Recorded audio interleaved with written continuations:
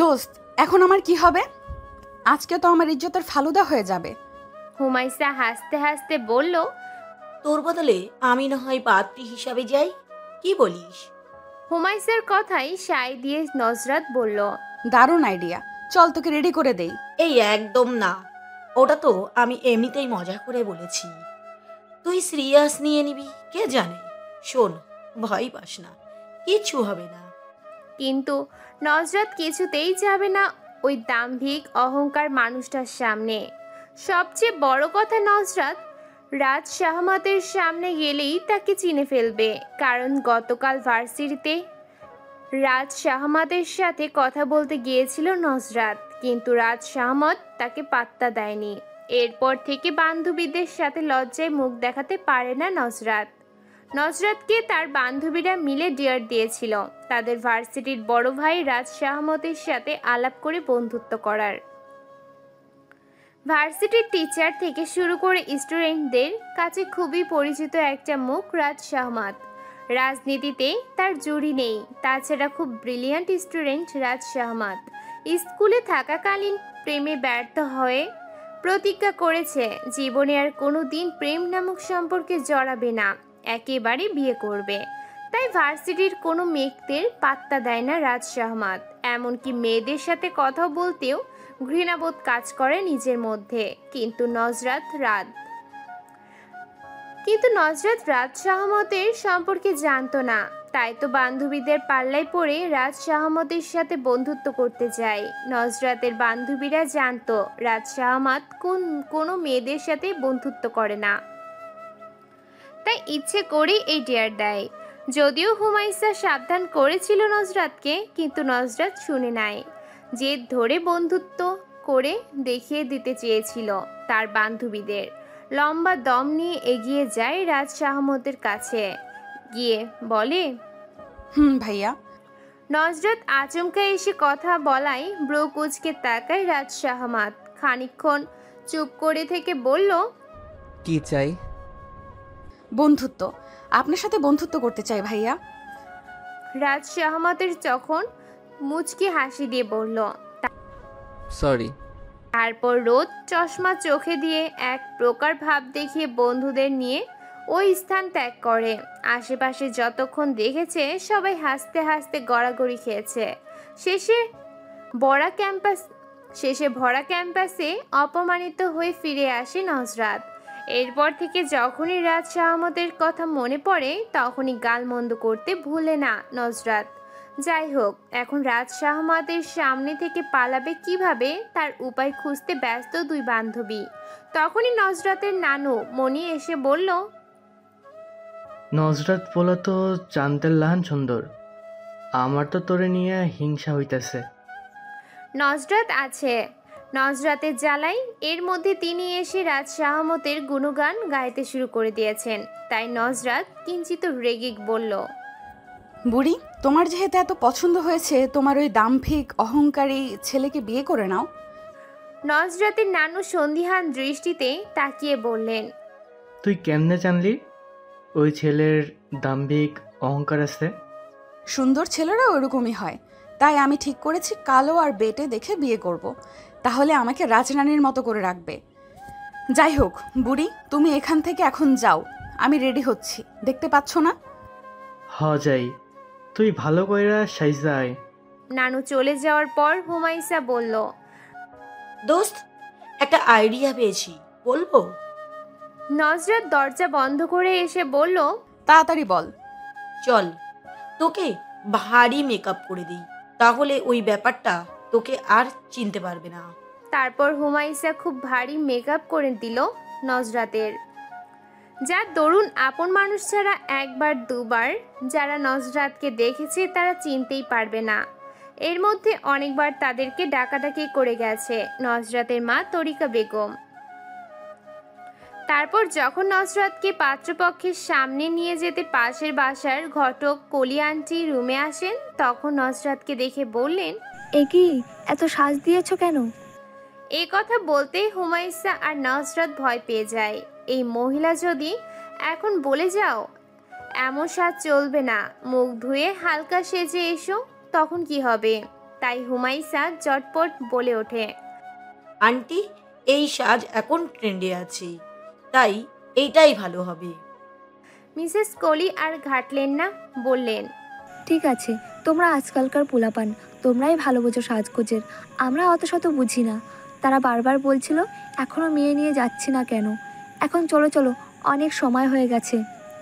দুই বান্ধবী হাত ছেড়ে বাঁচল যেন, তবুও মনের মধ্যে একটা ভয় রয়ে গেছে। পাত্রপক্ষের সামনে গিয়ে সালাম দেয় নজরাত।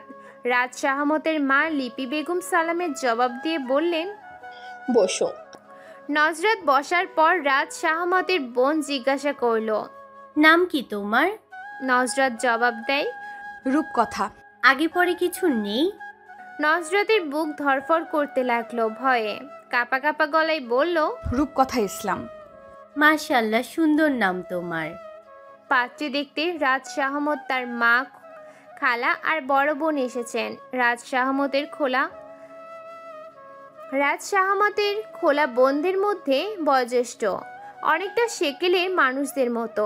তাই নজরাতকে বললেন, তোমার ঠিকানাটা লিখে দেখাও তো মা। নজরাতের ছোট ভাই রাফি তখন দৌড়ে গিয়ে খাতা কলম নিয়ে এসে বোনকে দেয়। রাফির কাণ্ড দেখে রাজ শাহমত হাসে। রাফিকে নিজের পাশে বসিয়ে নাম আর কোন ক্লাসে পড়াশোনা করে এসব জিজ্ঞাসা করে। এদিকে নজরাত ঠিকানা লিখতে গিয়ে কলম ভেঙে যাওয়ার অবস্থা। মনে হচ্ছে এই প্রথম সে লিখতে বসেছে, হাত কাঁপছে তার। এমনিতে নজরাতের হাতের লেখা ভীষণ সুন্দর, কিন্তু ভয়ে এখন খুব বিশ্রী হয়ে যাচ্ছে। তবু কোনো রকম লিখে দেয়।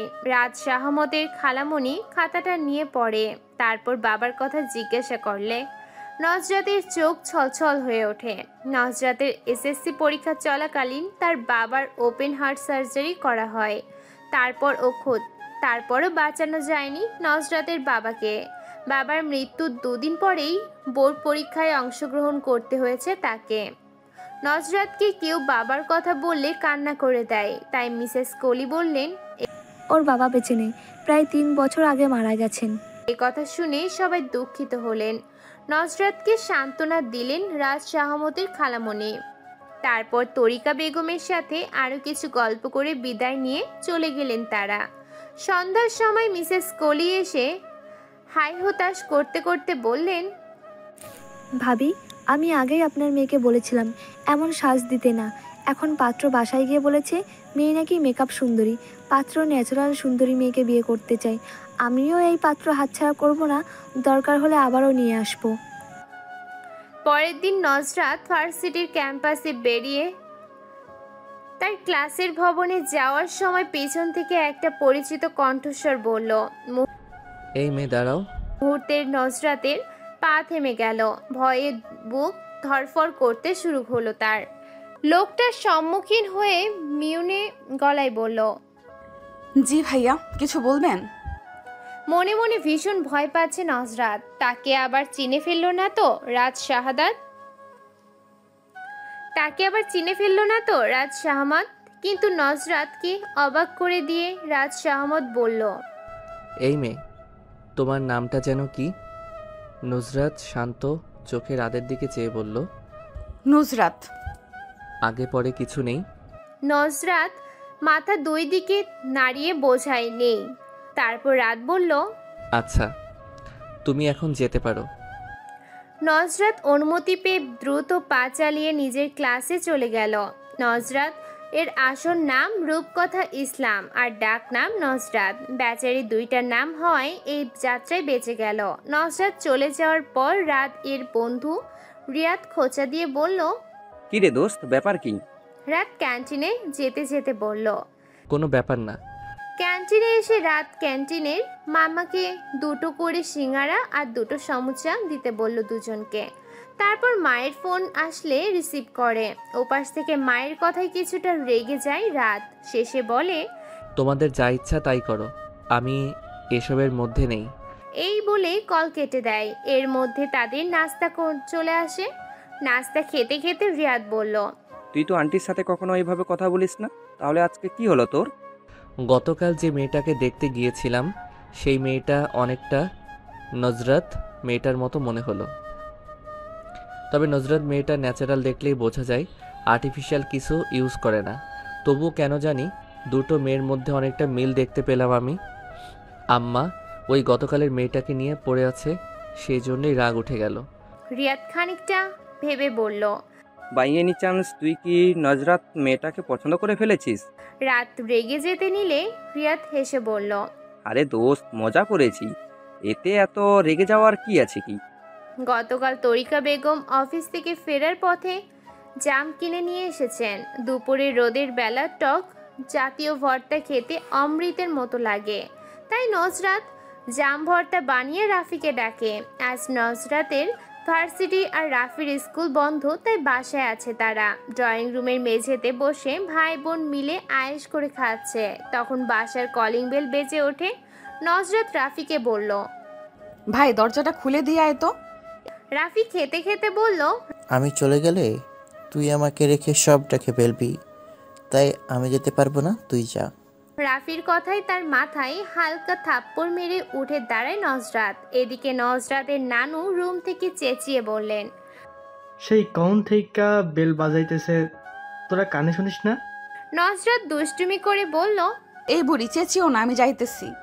তারপর গায়ের ওড়নাটা মাথায় শরীরের ঠিক মতো দিয়ে দরজা খুলে নজরাত। দরজার সামনে দাঁড়িয়ে থাকা ব্যক্তিদের দেখে মুখের কথা হারিয়ে ফেলল। বহুক্ষণ বিহোশ হয়ে দাঁড়িয়ে রইল। মিসেস কোহলি তখন বললেন। কি রে, মেহমানদের এভাবে দাঁড় করিয়ে রাখবি? এতক্ষণে জ্ঞান ফিরে নজরাতের। বালিকার মতো সরল অকপট গলায় সালাম দিয়ে বলল। জি, ভেতরে আসুন। মেহমানদের বসিয়ে ভিতরে নানুর কাছে চলে যায় নজরাত। মনে মনে হাসি পায় তার। ওই দিন ভারী মেকআপ দেখিয়ে বিদায় করেছিল তাদের, আর আজকে ফকিরনি বেশ দেখে এমনিতেই বিদায় হয়ে যাবে তারা। খুবই সাধারণ একটা 3 পিস পরে আছে নজরাত, তাও এক সেট হলে মানা যেত।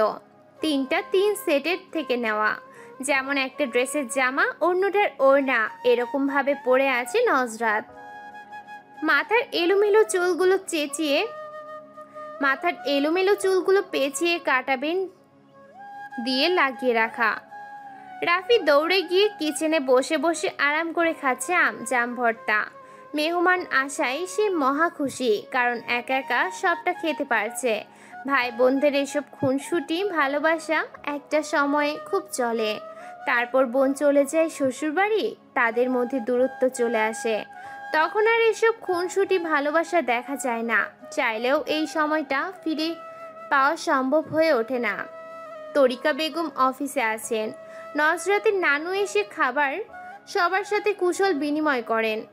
নজরাত সবার জন্য ঠান্ডা পানি দিয়ে লেবুর শরবত তৈরি করে নিয়ে আসে। এই গরমের মধ্যে লেবুর শরবত যেন মরুভূমিতে একটু পানির দেখা। তারপর দ্রুত সবার জন্য নুডলস রান্না করে নিয়ে আসে। রাদের মা লিপি বেগম বললেন। আমরা এসে তোমাকে ঝামেলায় ফেলে দিলাম মা, মনে কষ্ট নিও না। নজরাতের সসবেস্তে জবাব দেয়। ছি ছি আন্টি, এসব কি বলছেন? আব্দুল্লাহ ইবনু আমর রাদিয়াল্লাহু আনহু থেকে বর্ণিত, জনৈক ব্যক্তি আল্লাহর রাসূল সাল্লাল্লাহু আলাইহি ওয়াসাল্লামকে জিজ্ঞাসা করল, ইসলামে কোন জিনিসটি উত্তম? তিনি বললেন, তুমি খাদ্য খাওয়াবে ও অচেনাকে সকলকে সালাম দিবে। খাদ্য খাওয়ানো নবী রাসূলগণের প্রিয় একটি কাজ ছিল। তাদের ঘরে খাবার না থাকলে তারা না খেয়ে সবটুকু দিয়ে অতিথি আপ্যায়ন করতেন। বাড়িতে মেহমান আসলে তারা অত্যন্ত খুশি হতেন। অথচ বর্তমানে আমরা বাড়িতে মেহমান আসলে বিরক্ত হই, আপ্যায়নে গাফিলতি করি। কিন্তু আল্লাহ তাআলার কাছে অত্যন্ত পছন্দের কাজ মানুষকে খাদ্য খাওয়ানো। সন্তুষ্টি চিত্তে মানুষকে খাওয়ানোর মাধ্যমে সহজেই আল্লাহ তাআলা সন্তুষ্টি অর্জন করা যায়। তাই আপনারা আসাতে আমার বরং উপকারী হয়েছে, আলহামদুলিল্লাহ। নজরাতের কথায় লিপি বেগম এবং তার বোন রানু বেগম অনেক খুশি হলেন। সেদিন নজরাতকে পছন্দ না হলেও আজকে খুবই পছন্দ হলো। মিসেস কোহলি তাদের অনেক রিকোয়েস্ট করে আজকে নিয়ে এসেছেন। নজরাতের মা তরিকা বেগম আজকে বাসায় থাকবেন না। তিনি জানতেন এদিকে রাদের জন্য অন্য জায়গায় পাত্রী দেখতে যাবেন বলেছিলেন লিপি বেগম। যদি সেখানে পাত্রী পছন্দ হয়ে যায় সেই ভয়ে তরিকা বেগম বাসায় না থাকা সত্ত্বেও আজকে তাদের নিয়ে এসেছেন মিসেস কোহলি।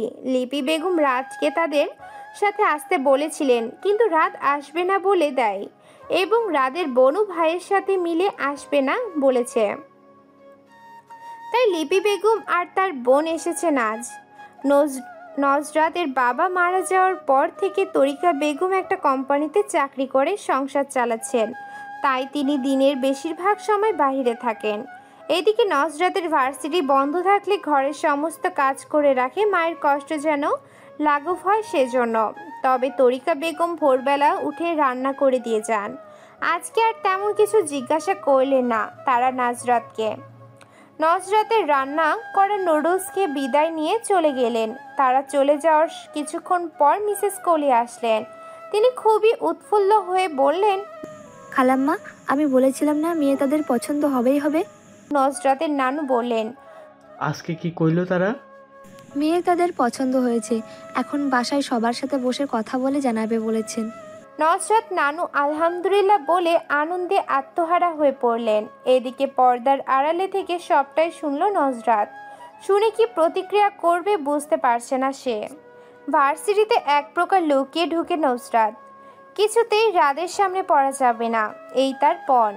মা বলেছে এই রাত ব্যাটার সাথেই তার বিয়ে দিবে। এদিক ওদিক তাকিয়ে হাঁটতে গিয়ে কারোর সাথে ধাক্কা লেগে যেতে যেতে বেঁচে যায় সে। সামনে রাত বিচক্ষণ চোখে চেয়ে থেকে বলল, কোথায় চুরি করতে যাচ্ছ? নজরাত সামান্য কম্পিত কণ্ঠস্বরে বলল, আজব, ভার্সিটিতে কেউ চুরি করতে আসে নাকি কেউ? তোমাকে দেখে তো তাই মনে হচ্ছে। নজরাত বিব্রত ও হকচকিত হয়ে বলল, আমাকে যেতে দিন। রাত পথ থেকে সরে দাঁড়ালে নজরাত এক প্রকার দৌড়ে চলে যায়। কথায় আছে না, যেখানে বাঘের ভয় সেখানেই সন্ধে হয়। নজরাতের অবস্থাও হয়েছে সেরকম। গতকাল তরিকা বেগম অফিস থেকে বাসায় ফিরে মায়ের কাছ থেকে সমস্ত ঘটনা শুনে বলেন, ছেলে ভালো হলে এখানেই মেয়ে বিয়ে দেবেন। মেয়েকে নিয়ে বড্ড দুশ্চিন্তা তার। নজরাতের বাবা নেই, তরিকা বেগমের যদি কিছু হয়ে যায় তবে ছেলে মেয়ে দুটোর রাস্তায় থাকতে হবে। তাই তিনি ভয় পান ভালোই মেয়ের বিয়ে দিয়ে নিশ্চিন্ত হতে চান। লিপি বেগম বাসায় ফিরে বললেন, এই মেয়েকেই আমি আমার বাড়ির বউ করে আনতে চাই। বসার ঘরে সবাই বসেছিল। মায়ের কথা শুনে রাত বসা থেকে দাঁড়িয়ে যায়।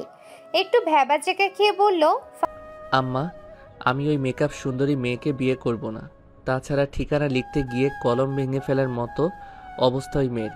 নিশ্চয়ই প্রতি ক্লাসে ফেল করতে করতে অনার্সে ভর্তি হয়েছে।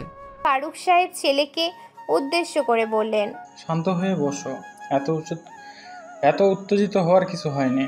আমি কথা বলছি তোমার মায়ের সাথে। বাবাকে খুব সমীহ করে চলে রাজ শাহমাত, তাই শান্ত হয়ে বসে। ফারুক সাহেব স্ত্রীকে বললেন, তোমার ছেলের যেখানে পাত্রী পছন্দ নয় সেখানে তোমার আগানোটা ঠিক হবে বলে আমি মনে করি না। কারণ বিষয়টা ওদের, ওরা সারা জীবন একসাথে থাকবে। স্বামীর কথায় লিপি বেগম একটু দমে গেলেন। দমে যাওয়া গলায় বললেন, কিন্তু তোমার ছেলে যা বলছে তার কোনো ভিত্তি নেই। মেয়েটা যথেষ্ট সুন্দরী এবং ব্যবহার অতুলনীয়। তোমার বিশ্বাস না হলে আপাকে জিজ্ঞেস করে দেখো। এখনকার মেয়েরা সুন্দর হলেও মেকআপ করতে পছন্দ করে, তাই মেয়েটা একটু মেকআপ করে। এটা বড় ধরনের সমস্যা ধরে নেওয়ার কোনো মানে হয় না। আর যদি মেকআপ এতই সমস্যা হয় তাহলে আমি বলে দেব যেন মেকআপ না করে। স্ত্রীর যুক্তিতে ফারুক সাহেব ভাবালু গলায় বললেন, তুমি তো বেশ ইসলামের রীতিনীতি মেনে চলো, তাহলে একটা ধার্মিক মেয়ে কেন দেখছো না ছেলের জন্য? তোমাদের কথা মতো বোঝা যাচ্ছে মেয়েটা ততটা ধার্মিক বা পর্দাশীল নয়। মেয়েটা পর্দাশীল না হলেও ইসলামের জ্ঞান রাখে। আমি ওকে নিজ হাতে শিখিয়ে নিব ইনশাআল্লাহ। বাবা মায়ের কথার মাঝে রাত বলে উঠল, পড়াশোনাটাও কি শিখিয়ে দিবে আম্মা? লিপি বেগম ছেলের দিকে কড়া দৃষ্টিতে তাকিয়ে বলেন, পড়াশোনা না জানলে মেয়েটা বোর্ড পরীক্ষায় অংশগ্রহণ বা বোর্ড পরীক্ষায় উন্নত হতে পারতো না। তোমার মতো বাহ্যিক দিক বিবেচনা করে আমি কোনো কাজ করি না। মেয়েটা সেদিন সম্পূর্ণ অপরিচিত মানুষদের সামনে লিখতে গিয়ে ঘাবড়ে যায়, তাই বলে তাকে মূর্খ ভেবো না। গতকাল ওদের বাসায় গিয়েছিলাম, ওর মা ছিল না, অথচ কি সুন্দর মেয়েটা আমাদের আপ্যায়ন করলো। এমন নম্র ভদ্র মেয়ে আমার বাড়ির বউ হওয়ার যোগ্য। মায়ের সাথে না পেরে রাত চাপার আগে গনগনে গলায় বলল, তোমার জন্য বিয়েটা করে নিব, কিন্তু এতে ভালো থাকবো কিনা জানি না। এই বলে প্রস্থান করে রাত। সাথে রাদের বড় বোন জান্নাত ও মায়ের উপর ভীষণ বিরক্ত। যেখানে ভাইয়ের মেয়েকে পছন্দ না সেখানে মা কেন এত বাড়াবাড়ি করছে বুঝতে পারছি না, তাই মাকে বললাম, এখনো সময় আছে আম্মা, ভুল সিদ্ধান্ত নিও না। বিয়েটা একবার হয়ে গেলে তখন কিছু করা যাবে না। বিয়ের সাথে দুটো পরিবার জড়িত, এটা মনে রেখো। জান্নাত চলে যাওয়ার পর ফারুক সাহেব নির্বিকার মুখে বললেন, আমার ইচ্ছে ছিল বোনের এতিম মেয়েটাকে বউ করে আনবো, তোমার কারণে পারছি না। লিপি বেগম অত্যন্ত দৃঢ়তার সঙ্গে বললেন, তোমার ভাগ্নি কেমন ধারা মেয়ে সে কথা বলিয়ে আমি গুনাহ করতে যাচ্ছি না, তাই আমার সিদ্ধান্ত থেকে আমি এক চুলও সরছি না, এটা মনে রেখো। ফারুক সাহেব দীর্ঘশ্বাস ফেলে উঠে দাঁড়ালেন। যাওয়ার সময় বলে গেলেন, সে আমি খুব ভালো জানি। সবাই চলে যাওয়ার পর লিপি বেগম নীরবে বসে রইলেন। নজরাতের কথা ভাবতে লাগলেন। মেয়েটাকে তার কোন দিক দিয়ে খারাপ বলে মনে হলো না, তবুও পরিবারের বিরুদ্ধে গিয়ে বিয়েতে আগাতে একটু দ্বিধা কাজ করছে। ভার্সিটির দোতলার রেলিং ধরে ঝুঁকে দাঁড়িয়ে আছে রাত। পাশে তাসনুফা এসে দাঁড়ায়। রাত টের পেয়েও কিছু বলে না, তার মন বিষণ্ণতায় ঘিরে আছে। তাসনুফা রাদের দৃষ্টি অনুসরণ করে তাকিয়ে বলল, ওদের মধ্যে রিলেশন চলছে, চেয়ে থেকে লাভ নেই। রাত তাসনুফার দিকে তাকিয়ে বলল, কাদের কথা বলছিস? মুখ চোখে বিহম্বল ভাব তার। তাসনুফা ইশারা করে বলল, ওই যে মেয়েটার দিকে তাকিয়ে আছিস তার কথা বলছি, সামনে যে ছেলেটা ওর সাথে রিলেশনে আছে। তাসনুফার কথায় রাত ক্যাম্পাসের বটগাছটার দিকে নজর দিল। ওখানে নজরাত মেয়েটা একটা ছেলের সাথে কথা বলছে। ওদের কথাই বলল তাসনুফা, অথচ রাত তাদের এতক্ষণ খেয়ালই করেনি। অনেক সময় আমরা একটা দিকে তাকিয়ে থাকি ঠিকই, কিন্তু মনে নানা রকম চিন্তা ভাবনা চলতে থাকে, অথচ যেদিকে আমরা তাকিয়ে আছি সেদিক নিয়ে আমাদের কোনো ভাবনা চিন্তা কিছুই থাকে না। এটাকে অনেকে ধ্যানে মগ্ন বলে। তাই তাসনুফা ভেবেছিল রাত নজরাতের দিকে তাকিয়ে আছে, যাদের রাদের সহপাঠী তাসনুফা একদিন প্রেমের প্রস্তাব দিয়েছিল রাতকে। রাত সে প্রস্তাব ফিরিয়ে দেয়। এরপর থেকে নজরে রাখে রাত কোনো মেয়ের সাথে রিলেশনে যায় কিনা দেখার জন্য, এবং কি তাদের মাঝে ফাটল ধরানোর সিদ্ধান্ত নিয়ে রাখে। সে চায় না ভার্সিটির কোনো মেয়ে রাতকে নিজের করে পাক। তো কয়েকবার দেখলো রাত নজরাত মেয়েটার সাথে কথা বলতে, অথচ রাত অন্য কোনো মেয়েদের সাথে কথা বলে না। তাই সন্দেহ করে রাত নজরাতকে পছন্দ করে, আর তাই রাতের কাছে নজরাতকে খারাপ সাজাতে বলল।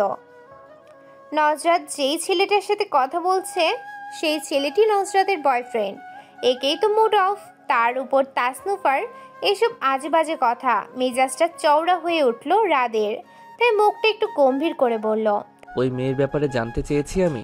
তাসনুফা অস্পষ্ট স্বরে বলল, এমনিতেই বললাম আর কি। তারপর চোরা চোখে রাদের দিকে তাকায়। রাত বিরক্ত হয়ে আর কিছু না বলে চলে যায় এখান থেকে। তাসনুফার রাদের কোনো ভাবান্তর বুঝতে পারল না। তার যাওয়ার পানে তাকিয়ে থাকে কিছুক্ষণ। ফারুক সাহেবের 2 ছেলে এবং 2 মেয়ে। প্রায় 1 বছর হতে চলল বড় ছেলে পরিবার না জানিয়ে বিয়ে করে নিয়েছে। তাই লিপি বেগম বড় ছেলের জন্য এই বাড়ির দরজা বন্ধ করে দিয়েছেন। আর বড় মেয়ের বিয়ে হয়েছে, সাথে একটা প্রাইভেট কলেজে শিক্ষকতা করছে। তারপর রাত শাহমাত তাকে নিয়ে কোনো রিস্ক নিতে চান না। লিপি বেগম তাই পড়াশোনা চলাকালীন অবস্থাতেই নিজের পছন্দের পাত্রীর সাথে বিয়ে দিতে চান। ছোট মেয়ে জুই ইন্টার প্রথম বর্ষে পড়ছে। বাসায় থেকে পড়াশোনা হবে না বলে হোস্টেলে থাকে সে। একদিন ছুটির দিনে মিসেস কলি তরিকা বেগমকে নিয়ে রাদের বাড়িতে এলেন। লিপি বেগম আপ্যায়নে ত্রুটি রাখলেন না। জান্নাত ও মায়ের সাথে সাথে সব কিছু এগিয়ে দিল। তারপর বিয়ের কথা উঠলে লিপি বেগম বললেন, আমার ছেলে পড়াশোনা শেষ হয়নি জানেন তো আপা, তবে কয়েক মাস পরেই ওর মাস্টার্স ফাইনাল পরীক্ষা। তাই আমি চাইছিলাম এখন বিয়েটা হয়ে থাকলে 6 মাস পরে আমি বউ সাজিয়ে তুলে নিব। এখন আপাতত আপনার মতামত কি?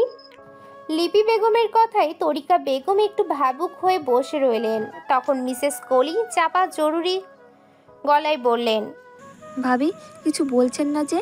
এমন ছেলে কিন্তু লাখে একটা, মোটেও হাতছাড়া করা যাবে না। তরিকা বেগম মলিন একটু হেসে লিপি বেগমের উদ্দেশ্যে বললেন, আপনি কিছু মনে করবেন কি না বুঝতে পারছি না আপা। মেয়েটার বাবা নেই জানেনি তো, তাই আমার মেয়ের সাথে একটু কথা বলে সিদ্ধান্ত জানাতে চাইছিলাম। লিপি বেগম শশব্যস্তে জবাব দেন, অবশ্যই, কেন নয়? উনি তো আপনার বাসায় বয়স জ্যেষ্ঠ, ওনাকে ছাড়া আপনার একা সন্তান নেওয়া উচিত হবে না। আমরাই ভুল হয়ে গেছে আপা। ফারুক সাহেব বাহির থেকে আসলে লিপি বেগম ওনাকে ডেকে তরিকা বেগমের সাথে পরিচয় করিয়ে দিলেন। ফারুক সাহেব এই সম্বন্ধতে খুশি না থাকলেও খুবই ভালো ব্যবহার করলেন পাত্রীর মায়ের সাথে। তারপর রাত শাহমতকে ও ডেকে আনলেন লিপি বেগম। রাত এসে ভদ্রতার সমিহিত সালাম দিল। মায়ের কথায় কোণার দিকে একটা সোফায় বসে রইল চুপচাপ। বেশ কিছুক্ষণ পর তরিকা বেগম লক্ষ্য করলেন রাত বড়দের মাঝে থেকে আনইজি ফিল করছে, তাই তিনি বললেন, আচ্ছা বাবা, তুমি যেতে পারো। রাত যেন হাত ছেড়ে বাঁচল। যাওয়ার সময় সালাম দিয়ে চলে গেল। কিছু দূর গিয়ে অনুচ্চ স্বরে বলল, আম্মার বাচ্চা আম্মা। জান্নাত শুনতে পেয়ে বলল, আম্মার বাচ্চা তো তুই। তারপর মৃদু একটু মজা পাওয়ার হাসি হাসলে রাত বলল, আমার এই করুণ দশা দেখে তুই হাসছিস? দেখ ভাই, আমি কিন্তু যথেষ্ট তোর হয়ে কথা বলছি। এখন যখন তুই ফেঁসেই গেছিস, তখন সবটা হাসি মুখে মেনে নেওয়াই বেটার।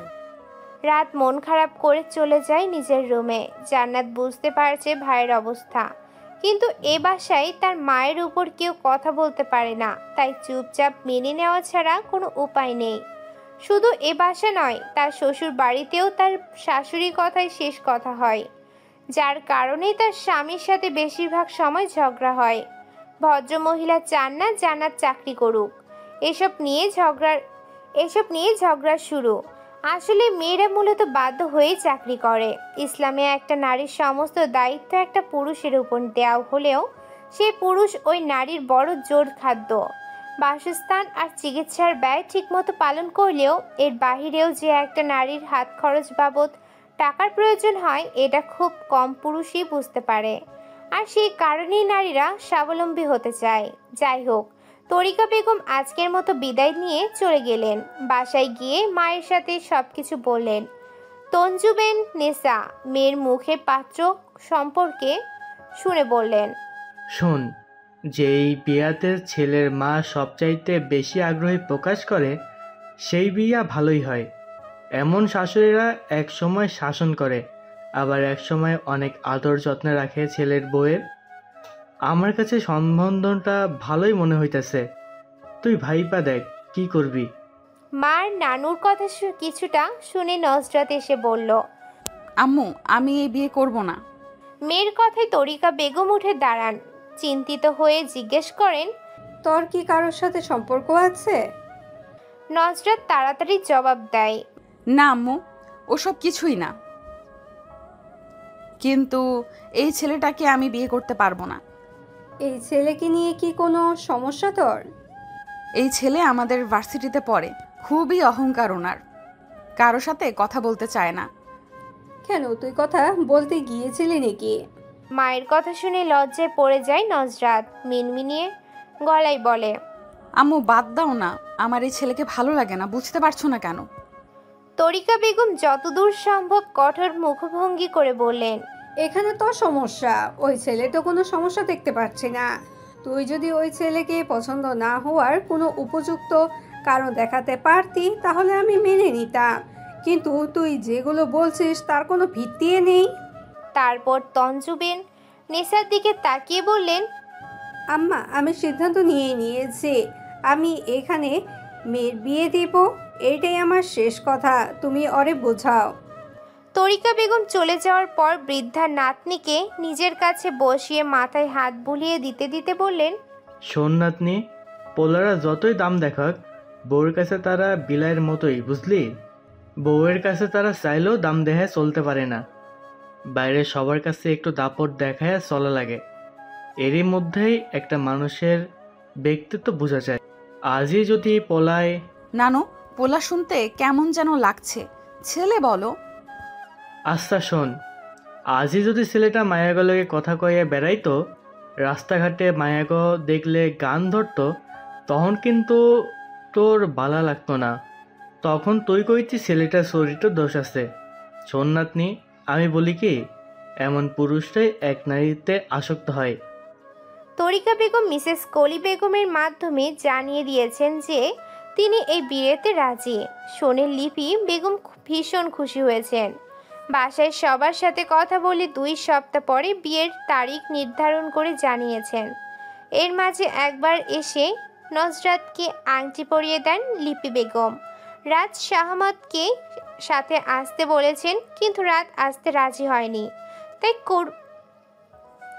তাই ফারুক সাহেব আর ছোট মেয়ে জুইকে নিয়ে আসেন তিনি। হবু ভাবিকে দেখে জুইয়ের ভীষণ পছন্দ হয়। একদিনেই ভাব করে নেয় নজরাতের সাথে। তারপর যাওয়ার সময় নজরাতের ফোন নাম্বার নিয়ে যায়।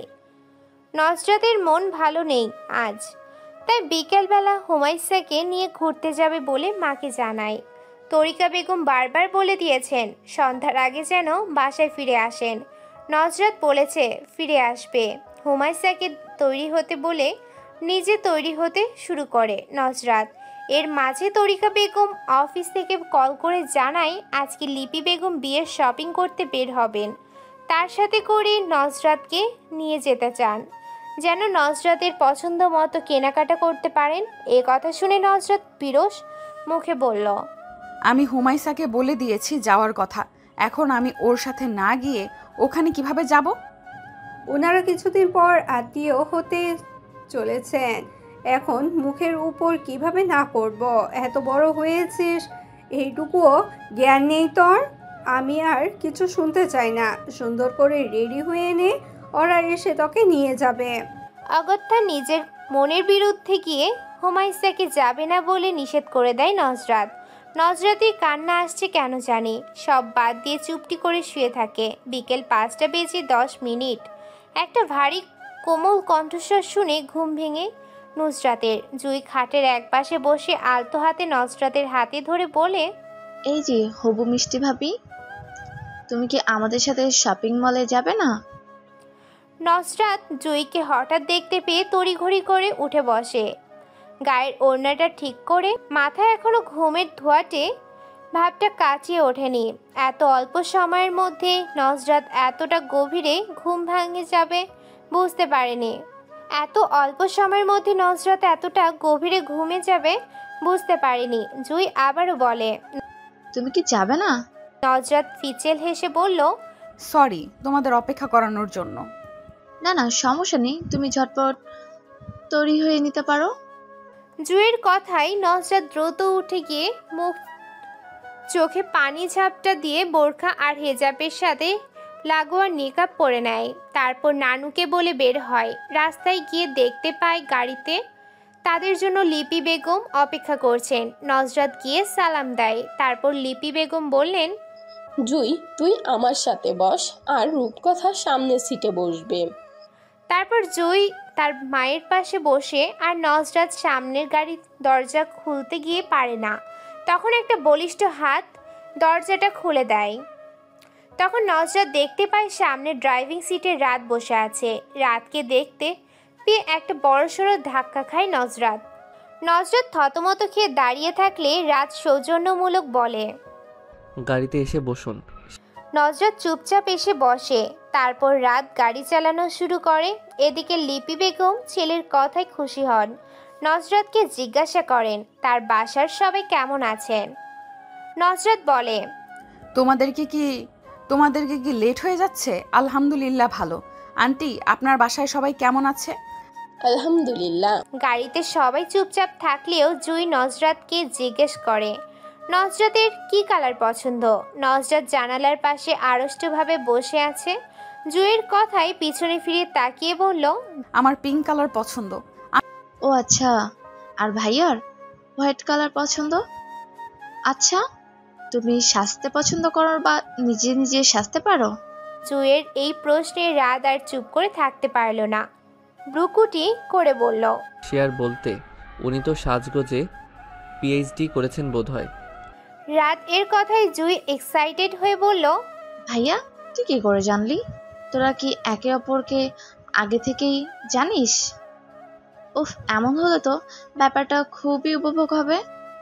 ওরা ভাই বোন একে অপরকে তুই সম্বোধন করে।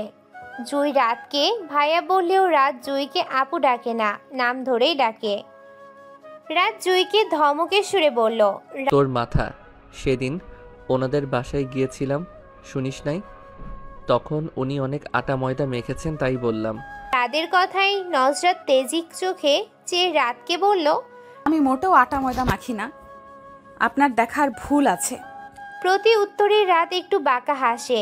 এদিকে নজরাত আর ছেলে মেয়েদের আলোচনাগুলো খুবই উপভোগ করছেন লিপি বেগম। মজা করে হলেও রাত যে নজরাতকে নিয়ে কথা বলছে এটা ভীষণ ভালো লাগছে তার। তিনি নিশ্চিত বিয়েটা হয়ে গেলে ওদের মধ্যে মিল মহব্বত হয়ে যাবে ইনশাল্লাহ। জুই আবারও জিজ্ঞাসা করে নজরাত কোন ড্রেস বেশি পছন্দ করে, শাড়ি, থ্রি পিস নাকি ওয়েস্টার্ন? নজরাত বলে, থ্রি পিসে বেশি কমফোর্ট ফিল করি। আর তুমি? এখানেও রাত চাপা গলায় বলল, ভবিষ্যতে সবসময় শাড়ি পরে থাকতে হবে। এ কথা শুধু নজরাত শুনল আর কেউ শুনল না, যার ফলে নজরাত বড় বড় চোখ করে রাতের দিকে তাকায়। রাত যেন কিছুই বলেনি, এমন করে গাড়ি চালানোতে মনোযোগ দিয়ে রেখেছে। এদিকে জুই বলল, আমার শাড়ি ভালো লাগে, কিন্তু নিজে নিজে পরতে পারি না। আমি তোমাকে পরিয়ে দিব ইনশাল্লাহ। জুই খুবই উৎফুল্ল হয়ে বলল, আচ্ছা ঠিক আছে। শপিং মলে এসে লিপি বেগম আর জুই আগে চলে যায় দোতলায়, পিছনে থাকে নজরাত আর রাত। দোতলায় চলন্ত সিঁড়ি দিয়ে উঠতে হয়। নজরাত বেশ কয়েকবার উঠেছে চলন্ত সিঁড়িতে, তাও কেমন ভয় তার। প্রথম সিঁড়িতে পা রেখে কেঁপে উঠল। রাত পিছন থেকে বলে, সাবধানে।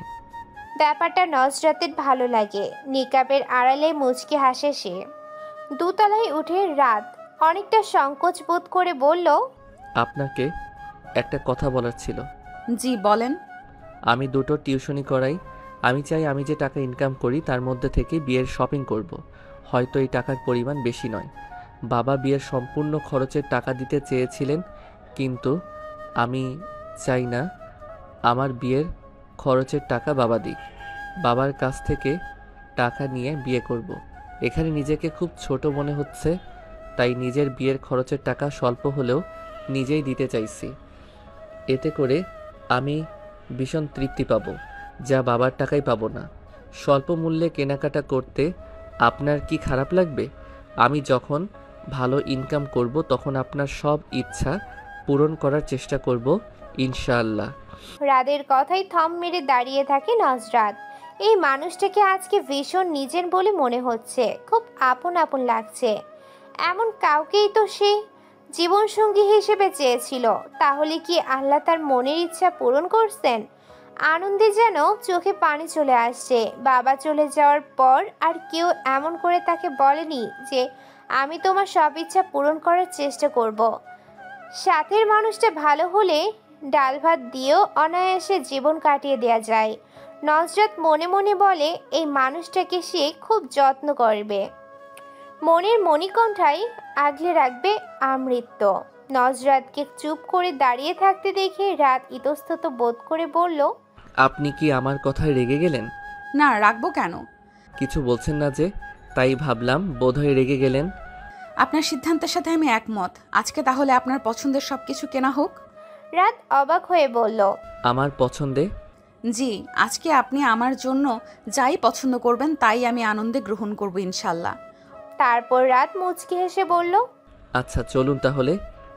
প্রথমে তারা শাড়ির দোকানে যায়। ওখানে লিপি বেগম আর জুই অপেক্ষা করছে তাদের জন্য। দোকানে বিয়ের অনেক শাড়ি বের করলেন। তারা তিনজন মিলে দেখছে। রাত তখন হাত ভাঁজ করে একপাশে দেয়ালের সাথে হেলান দিয়ে দাঁড়িয়ে আছে। লিপি বেগম বারবার নজরাতকে জিজ্ঞাসা করে এটা পছন্দ হয়, ওটা পছন্দ হয়। তখন নজরাত রাতের দিকে তাকায়। রাত মাথা নেড়ে না বললে নজরাতও না বলে। এক সময় লিপি বেগম বুঝতে পেরে উঠে গিয়ে ছেলেকে টেনে এনে টুলে বসিয়ে দেন। তারপর বলেন, তোর যখন আমাদেরগুলো পছন্দ হয় না তখন নিজেই দেখেন বইয়ের জন্য পছন্দ কর। এমন তরল সম্বোধন শুনে লজ্জায় মরমে মরে যায় নজরাত। মাথা নিচু করে বসে থাকে সে। এদিকে রাত অনেকগুলো শাড়ি ঘাটাঘাটি করার পর একটা লাল জামদানির শাড়ি, যার মধ্যে সোনালি জরির কাজ করা, এটা তার পছন্দ হয় এবং গায়ের মূল্য দেখে সে তার বাজেটের সাথে মিলিয়ে এটাই পছন্দ করে নেয়। এটার সাথে মিলিয়ে দোপাট্টা নিয়ে তারপর সবাইকে বলে দোকানিতে এটা প্যাকেট করতে বলে। তারপর মা আর দুই বোনের জন্য 3টা শাড়ি পছন্দ করে, এগুলো ও প্যাকেট করতে বলে দোকানিকে। তারপর 3 পিসের দোকানে আসে তারা। এখানেও রাত পছন্দ করে 3টা 3 পিস নজরাতের জন্য। তারপর কসমেটিক্স নাই, শুধু পিঙ্ক কালার একটা লিপস্টিক আর একটা কাজল, আর কোনো মেকআপ আইটেম নেয় না। রাত মেকআপ একদম পছন্দ করে না, সেটা খুব ভালোভাবেই নজরাত বুঝতে পারে। আজকে তাই কিছু বলে না। অবশ্যই আরও মেকআপ তেমন পছন্দ নয়, সেদিন বিপদে পড়ে অতটা ইউজ করেছিল। তারপর মেলি আইটেম যেমন চিরুনি, সাবান, শ্যাম্পু ইত্যাদি জিনিসপত্র নিয়ে তাদের কেনাকাটার সমাপ্তি ঘটল। সবশেষে লিপি বেগম সবাইকে নিয়ে একটা রেস্তোরাঁয় যেতে চান। রেস্তোরাঁর কথা শুনে নজরাত ভয় পেয়ে যায়। রেস্তোরাঁয় খেতে গেলে অবশ্যই তাকে নিকাব উন্মুক্ত করতে হবে। আজকের এই সুন্দর দিনটাতে কিছুতেই সে রাতের মুখোমুখি হতে চাইছে না। যদি রাত কোনো সিক্রেট করে তাই ভয় পাচ্ছে সে। লিপি বেগমকে বুঝিয়ে বলে, অনেক রাত হয়ে গেছে আন্টি, আজকে বাসায় যাওয়া উচিত। সবাই দুশ্চিন্তা করবে, আমাকে মাফ করুন আন্টি। তারপর রাত বলল, তাহলে খাবার পার্সেল করে দিতে বলবো। লিপি বেগম সায় দিয়ে বললেন, হ্যাঁ তাই ভালো হবে। তারপর একটা রেস্তোরাঁয় গিয়ে 2 বাড়ির জন্য কাচ্চি বিরিয়ানি পার্সেল করে দিতে বলে রাত। নজরাত তখন জানতো না যে তার বাসার জন্য খাবার পার্সেল করা হয়েছে। যখন নজরাত এর বাসার কাছে আসে তখন নজরাত সবাইকে বলে তাদের বাসায় যাওয়ার কথা, কিন্তু লিপি বেগম বললেন, আজ নয়, অনেক রাত হয়ে যাচ্ছে। তারপর নজরাত রাতকে ছোট্ট করে বলে, আসছি। রাত গাড়ি থেকে নেমে খাবারের পার্সেল নজরাতকে নিতে বললে নজরাত অবাক হয়ে বলল, এসব কেন? আপনি তো কিছু খেলেন না, সেজন্য পার্সেল করে দিতে বলেছি, নিন ধরুন। নজরাত আর না করতে পারল না, পার্সেলগুলো হাতে নিল। তারপর সালাম দিয়ে বাসায় চলে যায়। আজকে শুক্রবার, একটা ভালো দিন। নজরাত আর রাত এর শুভ বিবাহ। গতকাল হুমাইসা নজরাত এর 2 হাত ভর্তি করে মেহেদি দিয়ে দিয়েছেন। মেয়েটা খুব সুন্দর ডিজাইন করতে পারে। সকাল 10:17 নজরাত মাত্র ঘুম থেকে উঠে হাতে মেহেদিগুলো দেখছে। বাড়ির সবাই রান্নাবান্নার কাজে ব্যস্ত। খুব ছোট করে বিয়েটা হয়ে থাকবে, তাও বিয়ে বলে কথা, কাজ তো থাকবেই। নজরাতকে কেউ বিরক্ত করেনি, তাই সে আরামে ঘুমিয়েছে। হুমাইসা ও তরিকা বেগমের হাতে হাতে সব কাজ করে দিচ্ছে। গতকাল হুমাইসাকে তার পরিবারকে বলে নিয়ে এসেছে নজরাত। বিয়েতে বান্ধবী পাশে থাকলে খুব ভরসা পাওয়া যায়। হুমাইসাও ভীষণ আনন্দিত। বান্ধবীর বিয়ে বলে কথা, কজনের ভাগ্যই বা বান্ধবীর বিয়েতে উপস্থিত থাকতে পারার। সে থাকতে পারছে, আলহামদুলিল্লাহ। নজরাত বসে বসে রাতের কথা ভাবছে। সেদিনের পর থেকে রাতকে ভীষণ ভালো লেগে গেছে তার। লোকটা বাহিরের মানুষের সাথে দাম্ভিক হলেও পারিবারিক সাথে ভীষণ মিশুক। পরিবারকে গুরুত্ব দেওয়া ছেলেগুলো সবচেয়ে ভালো হয়। ওই দিন বাসায় আসার পর রাফি বোনের হাতে খাবারের পার্সেল দেখে খুশিতে লাফিয়ে ওঠে। যা দেখে রাতকে ধন্যবাদ দিতে ইচ্ছে হয় নজরাতের। তার পরিবারের কথা চিন্তা করেছে রাত, এটা ভাবলেই বুকটা প্রশান্তিতে ভরে যায়। তঞ্জু বেন নেসা সেদিন নজরাতকে খোঁচা দিয়ে বললেন, কি নাতনি, নাচ জামাইকে কেমন বুঝলি? নজরাত লজ্জায় সেদিন কোনো উত্তর দিতে পারেনি, শুধু একগাল হেসে সেখান থেকে দৌড়ে চলে যায়। মেয়ের খুশি দেখে তরিকা বেগম স্বস্তির শ্বাস ফেলেন। আল্লাহ তাআলার কাছে শুকরিয়া আদায় করেন। ওই দিনটা বারবার মনে পড়ে নজরাতের। মনে করে আনমনে হাসে সে। হুমাইসা আকস্মিকতা এসে বলল, কিরে, বিয়ের কোণে একা একা হাসছিস কেন? দুলাভাইকে নিয়ে ভাবছিস বুঝি?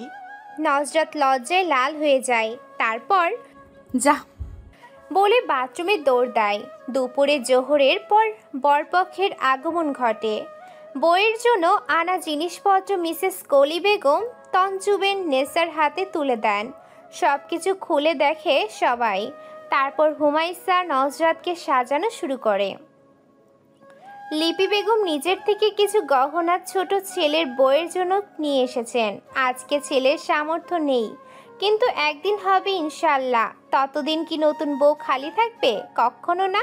তাই লিপি বেগম নিজের থেকে কানের দুল আর গলার কণ্ঠহার দিয়েছেন, আর নাকের ফুলের টাকা রাত দিয়েছে। হাতে আপাতত গোল্ড প্লেট পরলেই হবে। আল্লাহ তাআলা কোনোদিন রাদের দেওয়ার তৌফিক দান করলে তখন কিনে দিবেন না। আজকেও ভারী মেকআপ করে দিল নজরাতকে। বিয়ের দিন ভারী মেকআপে বিয়ের সাজ ফুটে ওঠে। আজকে কেউ কিছু বলবে না। এই একটা দিনই তো মেয়েরা মন ভরে সাজে। লাল জামদানি, দোপাট্টা, গহনা, মেকআপ সবকিছু মিলিয়ে ভীষণ সুন্দর লাগছে নজরাতকে। তার থেকে চোখ ফেরানো দায়। সাজানো শেষে দুই বান্ধবী কিছু ছবি তুলে নেয় স্মৃতি ধরে রাখতে। তারপর জান্নাত, যারা, জুই ও কিছু তুলে ছবি তোলা শেষে জুই রাদের কাছে ফোন দেখিয়ে বলল, ভাইয়া দেখ ভাবিকে কি কিউট লাগছে, মাশাআল্লাহ। রাত বেশ কিছুক্ষণ তাকিয়ে রইল, কিন্তু মুখে কিছু বলল না। খাওয়া দাওয়া শেষ করে বিয়ে শুরু করা হয়। প্রথমে রাদের মুখে কবুল পড়িয়ে কাবিননামাতে সাইন করতে দেওয়া হলো। রাত সাইন করার পর নজরাতকে কবুল বলতে বলা হলে তার মুখ দিয়ে যেন শব্দটা বের হচ্ছে না এই মুহূর্তে। মনে হয় শব্দটা বুঝি অনেক কঠিন। এদিকে সবাই বলতে বলছে। হুমায়সা পাশে থেকে বলছে, বান্ধবী বলে দিই সবাই অপেক্ষা করছে। তারপর অনেক কষ্টের শব্দটা উচ্চারণ করে সে যে বিয়ে করেছে সেই জানে তখন কতটা কঠিন মনে হয় এই ছোট্ট শব্দটা। তারপর সাইন করতে গিয়ে রাদের সাইন দেখতে পাই। সেদিকে কিছুক্ষণ তাকিয়ে থেকে কাঁপা কাঁপা হাতে কলমে নিজেকে সম্পূর্ণ লিখে দেয় তার স্বামী নামক মানুষটার নামে। তারপর দুজনকে একসাথে বসিয়ে একে অপরকে মিষ্টি খাইয়ে দিতে বলা হয়। প্রথমে রাত নুসরাতের মুখে মিষ্টি তুলে দিল, তারপর নজরাতের দিল। আশেপাশে পরিচিতি মানুষরা বিয়ে দেখতে এসেছিল, তারা মিষ্টি মুখ করে যারা পান খায় তারা পান খেয়ে পরে সন্ধ্যা হয়ে যাচ্ছে বলে বাসায় চলে যায়। তাছাড়া যে কজন বিয়ের নিমন্ত্রণে আসে তারাও চলে যায়। শেষে নজরাত আর রাতকে রেখে বাসার লোকজনও রুমে ছেড়ে বেরিয়ে যায়। রুমে বসে থাকে নব দম্পতি। নীরবতা কাটিয়ে রাত প্রথমে বলে, আপনাকে কিন্তু ভীষণ সুন্দর লাগছে আজ। সদ্য স্বামীর মুখে নিজের প্রশংসা শুনে লজ্জায় মরমে মরে যায় নজরাত। লজ্জায় মাথা তুলে তাকাতে পারে না সে। নজরাতকে চুপ থাকতে দেখে রাত বলে, আমাকে দেখে বললেন না তো কেমন লাগছে? অবশ্য আমাকে দেখে সব মেয়েরাই বলে আমি সুদর্শন পুরুষ। রাদের মুখে এ কথা শুনে কটমট দৃষ্টিতে তার দিকে তাকায় নজরাত, যা দেখে ভীষণ মজা পায় রাত। তারপর হাসি থামিয়ে বলে, আচ্ছা আপনি তো আমার ছোট, আমি তুমি করেই বলি কেমন? জি আচ্ছা। আচ্ছা তাহলে আজকে চলে যাচ্ছি, ভালো থেকো। রাত চলে যাবে বলায় মন খারাপ হয়ে গেল নজরাত। এর যা বুঝতে পারে রাত, তাই নজরাতকে সান্ত্বনা দিতে বলল, বিয়েতে বিশ্বাস করি আমি। বিয়েটা মোটেও ছেলে খেলা নয়। বিয়ে যখন করেছি তখন তোমার সব দায়িত্ব আমার। আমি চেষ্টা করব আমার দায়িত্ব পালন করার, ইনশাআল্লাহ। তোমার মোহরানার টাকা পরিশোধ করে তবেই আমি তোমাকে সম্পূর্ণ আমার করে নিব, ইনশাআল্লাহ। মন খারাপ করো না, খুব শীঘ্রই দেখা হবে আমাদের, ইনশাআল্লাহ। তারপর রাত উঠে চলে যেতে গিয়েও ফিরে এসে বলল, আমাদের একটা ছবি তুলে রাখা উচিত, তাই না? এই দিনটা তো কখনো ফিরে আসবে না। তারপর সেলফি তুলে আল্লাহ হাফেজ বলে বেরিয়ে যায় রাত। বসার ঘরে গিয়ে বাবাকে বলে, বাবা রাত বেড়ে যাচ্ছে, আমাদের যাওয়া উচিত। জান্নাত রাদের পাশে বসে চাপা গলায় বলল, তুই চলে গেলে রূপকথার মন খারাপ হবে না? তুই না হয় আজকে থাক এখানে। রাত না বুঝার ভান করে বলল, মন খারাপের কি আছে? আছে অনেক কিছু, তুই বুঝবি না। রাত মোহরানার টাকা পরিশোধ করে তবে স্ত্রীকে স্পর্শ করার কথা ভেবেছে, কিন্তু রাদের মনের কথা কেউ জানে না। লিপি বেগম ভেবেছিলেন আজকে রাত থাকবে এখানে, এমনিতেই তার ইচ্ছায় বিয়েটা হয়েছে, তাই তিনি আর জোর করতে পারলে না। সব কিছুতেই জোর করা উচিত কাজ নয়। তরিকা বেগমকে বললেন, আপা কিছু মনে করিয়েন না, আসলে একবারে বউকে সময় হলে তুলে নিয়ে যেতাম। সম্পূর্ণ কথা শেষ করার আগেই তরিকা বেগম বললেন, আমি কিছু মনে করছি না আপা, বিয়ে হয়েছে, এখন ওরা যেটা ভালো মনে করে সেটাই হবে। আমাদের এখানে হস্তক্ষেপ করাটা ঠিক না। হ্যাঁ অবশ্যই। আচ্ছা আজকে তাহলে আমরা বিদায় নিচ্ছি। আচ্ছা, আবার সবাইকে নিয়ে আসবেন। ইনশাআল্লাহ, আপনারও যাবেন কিন্তু। ইনশাআল্লাহ। তারপর সবাই নজরাত এর সাথে কথা বলে বিদায় নিয়ে চলে যায়। নজরাত একা ঘরে স্তব্ধ হয়ে বসে থাকে। কেমন যেন সব ফাঁকা ফাঁকা লাগছে তার, যেন কিছু হারিয়ে গেছে। হুমায়সা আজকে ওর সাথে থাকলে ভালো হতো। মেয়েটার মা অসুস্থ, তাই আজকে আর থাকতে পারলো না। ঘণ্টাখানিক পর তরিকা বেগম মেয়ের খোঁজ নিতে সময় পান। এত সময় ঘর গোছাতে ব্যস্ত ছিলেন। মেহমান চলে যাওয়ার পর ঘর অগোছালো হয়ে থাকবে, এটা স্বাভাবিক। তাই কিছুটা পরিষ্কার করে মেয়ের কাছে এসে বসলেন। নুসরাত দুই হাঁটুতে থুতনি রেখে বিছানায় আঁকিবুকি করছে। তখন তরিকা বেগমের কথায় মাথা তুলে তাকায়। কি রে মা, মন খারাপ লাগছে? কই না তো। তাহলে এভাবে বসে আছিস কেন? শাড়ি গহনা খুলে সুতি 3 পিস পরে নে, আরাম লাগবে। যাচ্ছি আম্মু। আচ্ছা যা, আমি তোর জন্য কিছু একটা নাস্তা বানিয়ে আনি। না আম্মু, তুমি এখন রেস্ট করে নাও।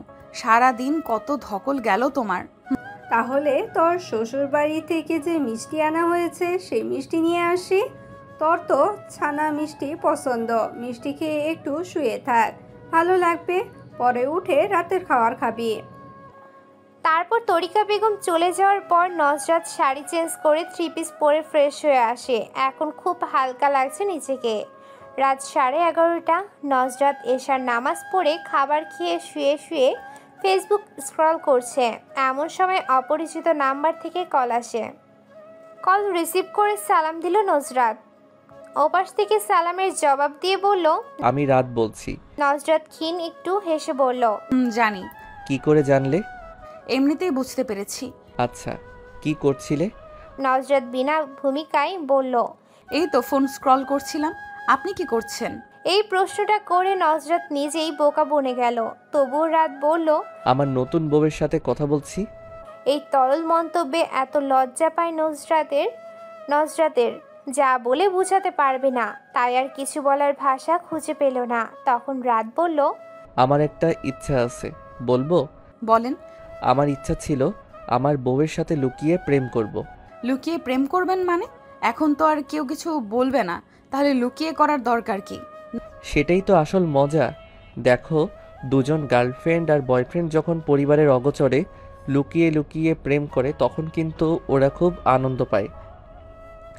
আর যখন বিয়ে করে নেয় তখন কিন্তু আগের মতো আর আনন্দ পায় না।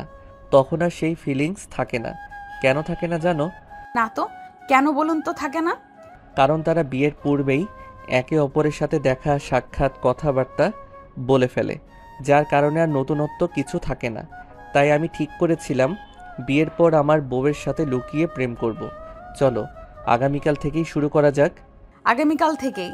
কিভাবে শুরু করব বলেন তো? তোমার আগামীকাল ভার্সিটিতে ক্লাস আছে?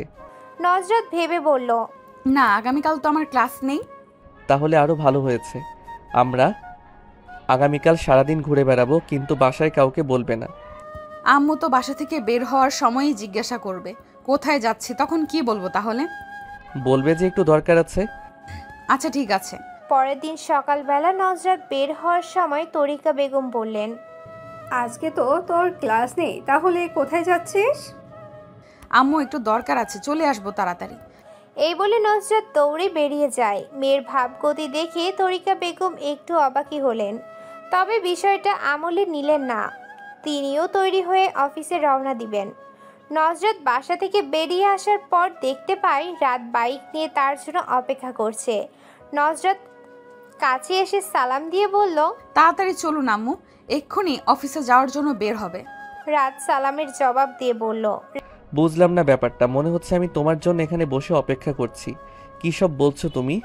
আরে আমি আপনার বউ, এখন কথা না বাড়িয়ে চলুন তাড়াতাড়ি।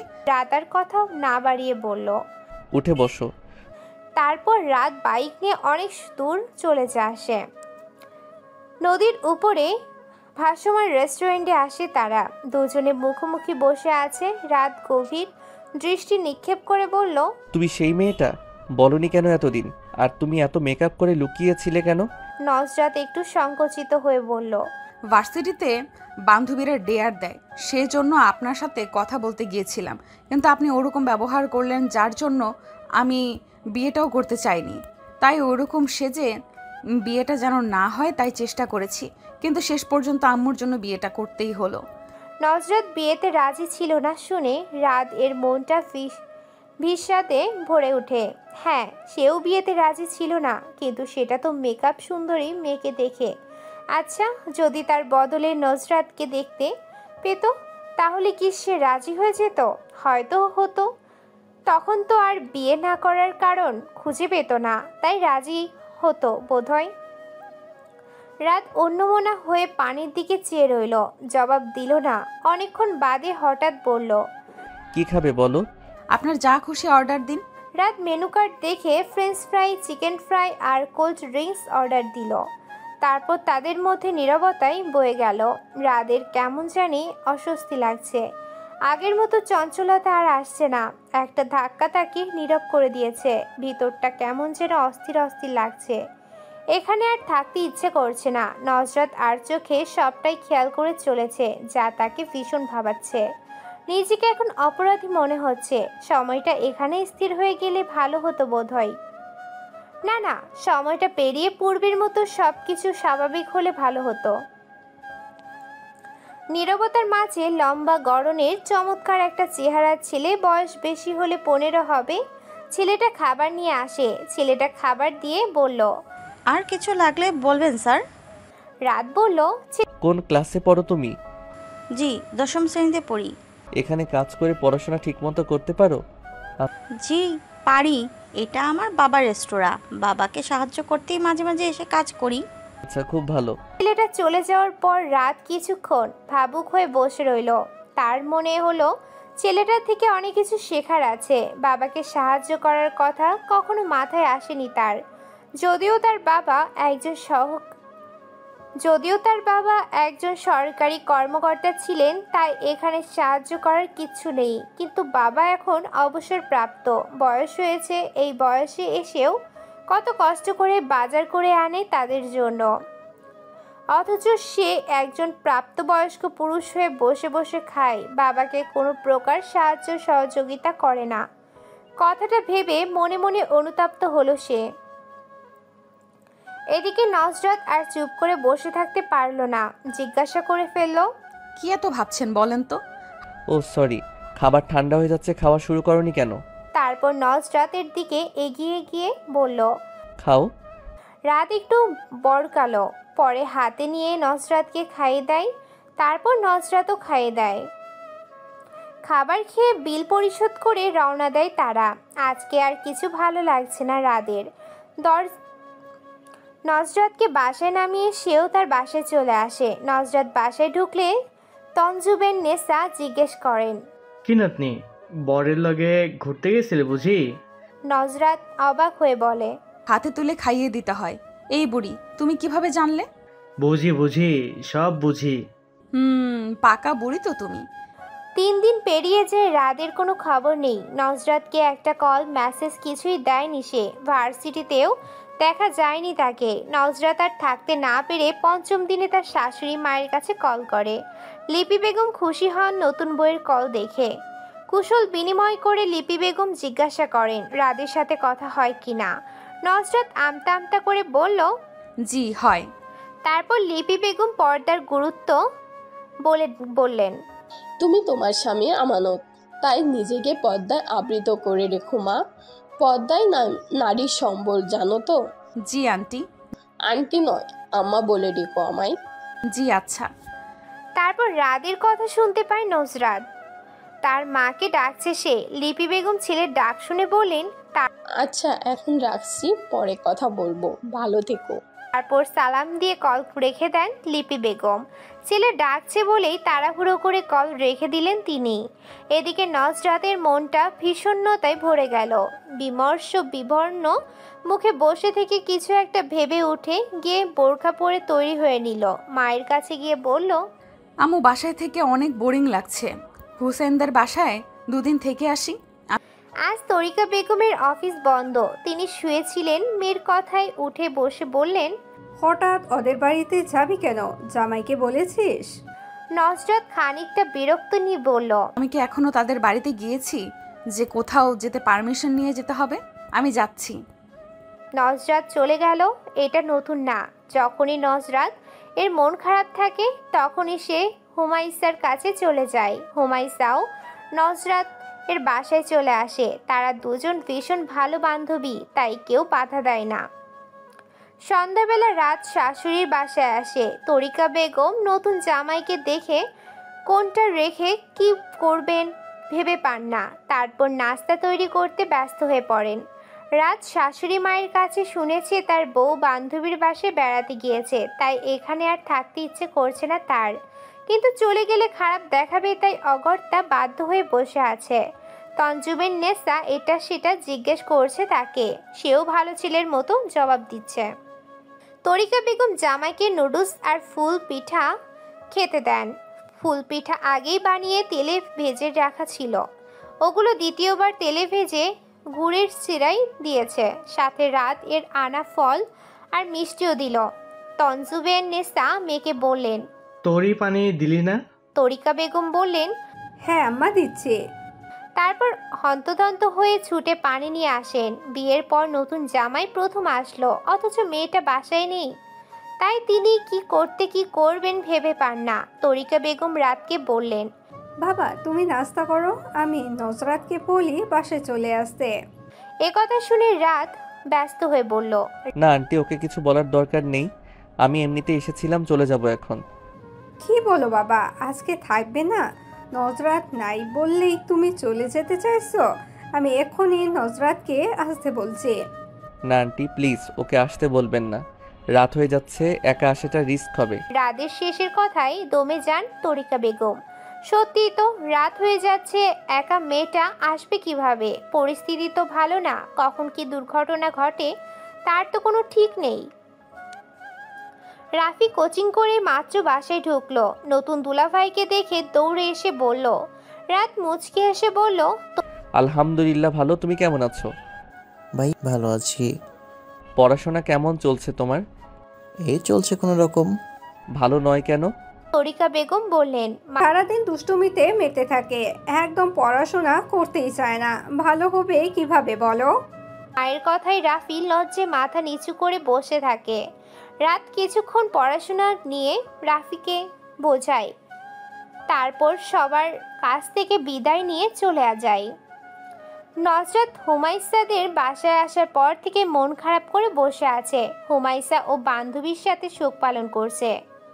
হুমাইসার মা তাদের জন্য সেমাই রান্না করে নিয়ে আসে। দুই বান্ধবীকে চুপ করে বসে থাকতে দেখে বললেন, কিরে তোরা দুই বান্ধবী একসাথে হলে বাড়ি মাথায় করে ফেলতি, আর এখন এত নীরব কেন?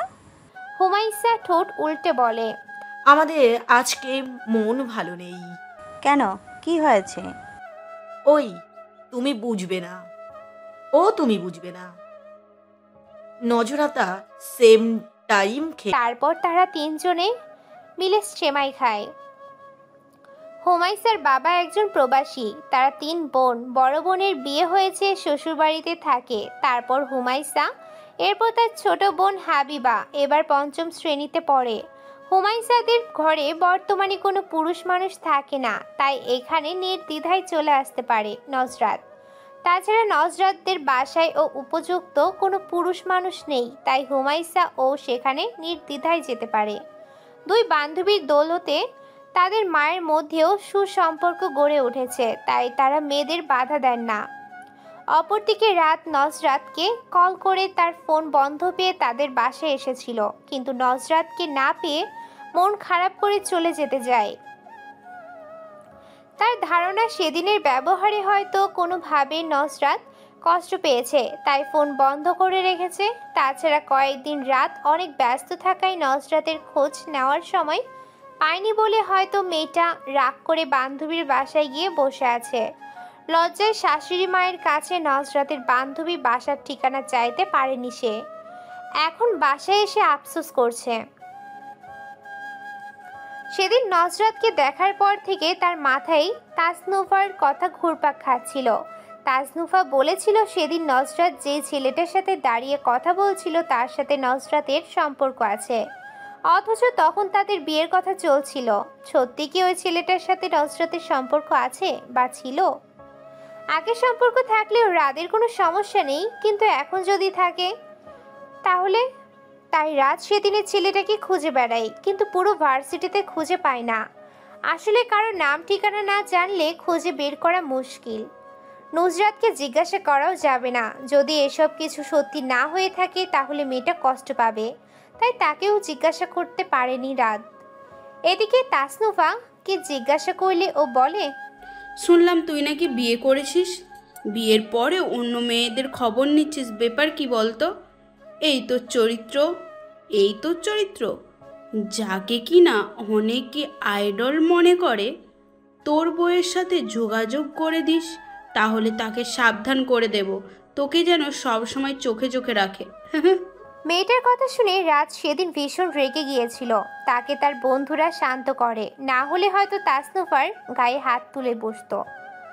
এরপর দুদিন কেটে যায়। নজরাত এখনো বাসায় ফিরে আসেনি। তরিকা বেগম বেশ কয়েকবার কল করে ফোন বন্ধ পেয়েছেন। শেষে বাধ্য হয়ে হুমায়সাকে কল করলে সে জানায় নুসরাতের জ্বর এসেছে। তরিকা বেগম বিচলিত হয়ে পড়লে হুমায়সাকে জানায় আজকে জ্বরটা ছেড়েছে অনেকটা, টেনশনে কিছু নেই।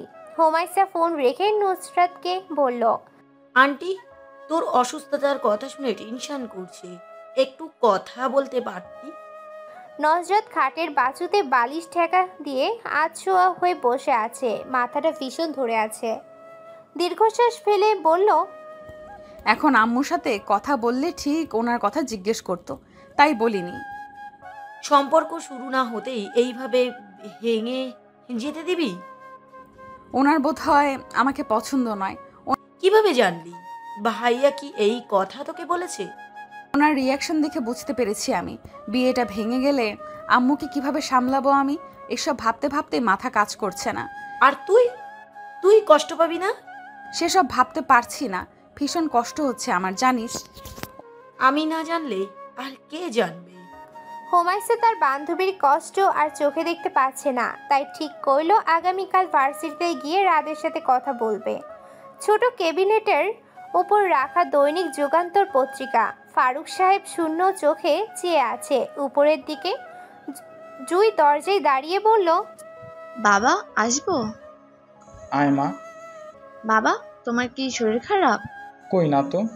তাহলে তুমি আগের মতো আমাদের খোঁজ খবর নাও না কেন? মনটা ইদানিং ভালো যায় না রে মা। তোমার মন খারাপ কেন বাবা? চৈতি আপুর সাথে ভাইয়ার বিয়েটা হয়নি বলে মন খারাপ তোমার? না, তার জন্য আর এখন মন খারাপ হয় না। আল্লাহ যা করেন ভালোর জন্যই করেন। একটা বিয়ে ঠিক হতে যারা জড়িত থাকে তারা শুধু উসিলা মাত্র। বিয়েটা মূলত আল্লাহ তাআলার ইচ্ছাতেই হয়। অনেকে বলে না যে আমার জন্য বিয়েটা হয়েছে, নতুবা ভেঙে যাচ্ছিল। এসব আসলে ভুল বলে মানুষ। যে বিয়ে আল্লাহ রাব্বুল আলামিন রাজি খুশি হয়ে ঠিক করেন সেই বিয়ে ঠেকায় কে বল? তাহলে তোমার মন খারাপ কেন? ইদানিং পত্রিকা পড়ে মনটা বিতৃষ্ণায় ভরে যায়, বুঝলি। পাতা উল্টালেই নানা দিকে রাজনীতি, চুরি ডাকাতি, খুন খারাপি ছাড়া ভালো কোনো সংবাদ পাওয়া দুষ্কর হয়ে যাচ্ছে আজকাল। ভবিষ্যৎ প্রজন্মকে এরা কি দিয়ে যাচ্ছে বলতো?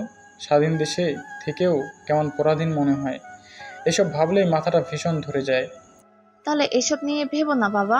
স্বার্থপর হতে বলছিস মা? কি করব বলো তো? এগুলো দেখা ছাড়া তো আমাদের উপায় নেই। আমরা সাধারণ মানুষ, তো কিছু করতে পারবো না। যারা পারবে তারা তো হাত গুটিয়ে বসে আছে। যা বলেছিস, তাদের কাজ নরম মাটিতে আঘাত করা।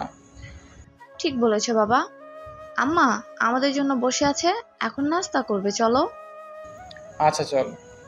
হোমাইসের ভার্সিটিতে ঢুকে ক্যাম্পাসের এক এক কোণে বেঞ্চ রাখা জায়গাটায় এসে বসলো। রাত আর তার বন্ধুরা মিলে এখানে বেশিরভাগ সময় আড্ডা দেয়। আজকে বোধ হয় এখনো আসে নাই। আশেপাশে ভালো করে দেখে নিল, না কোথাও দেখা যাচ্ছে না। তাদের ক্লাসে একবার গিয়েও খুঁজবে কি, কিন্তু এই সময়ে ক্লাস আছে কি না তারও তো ঠিক নেই।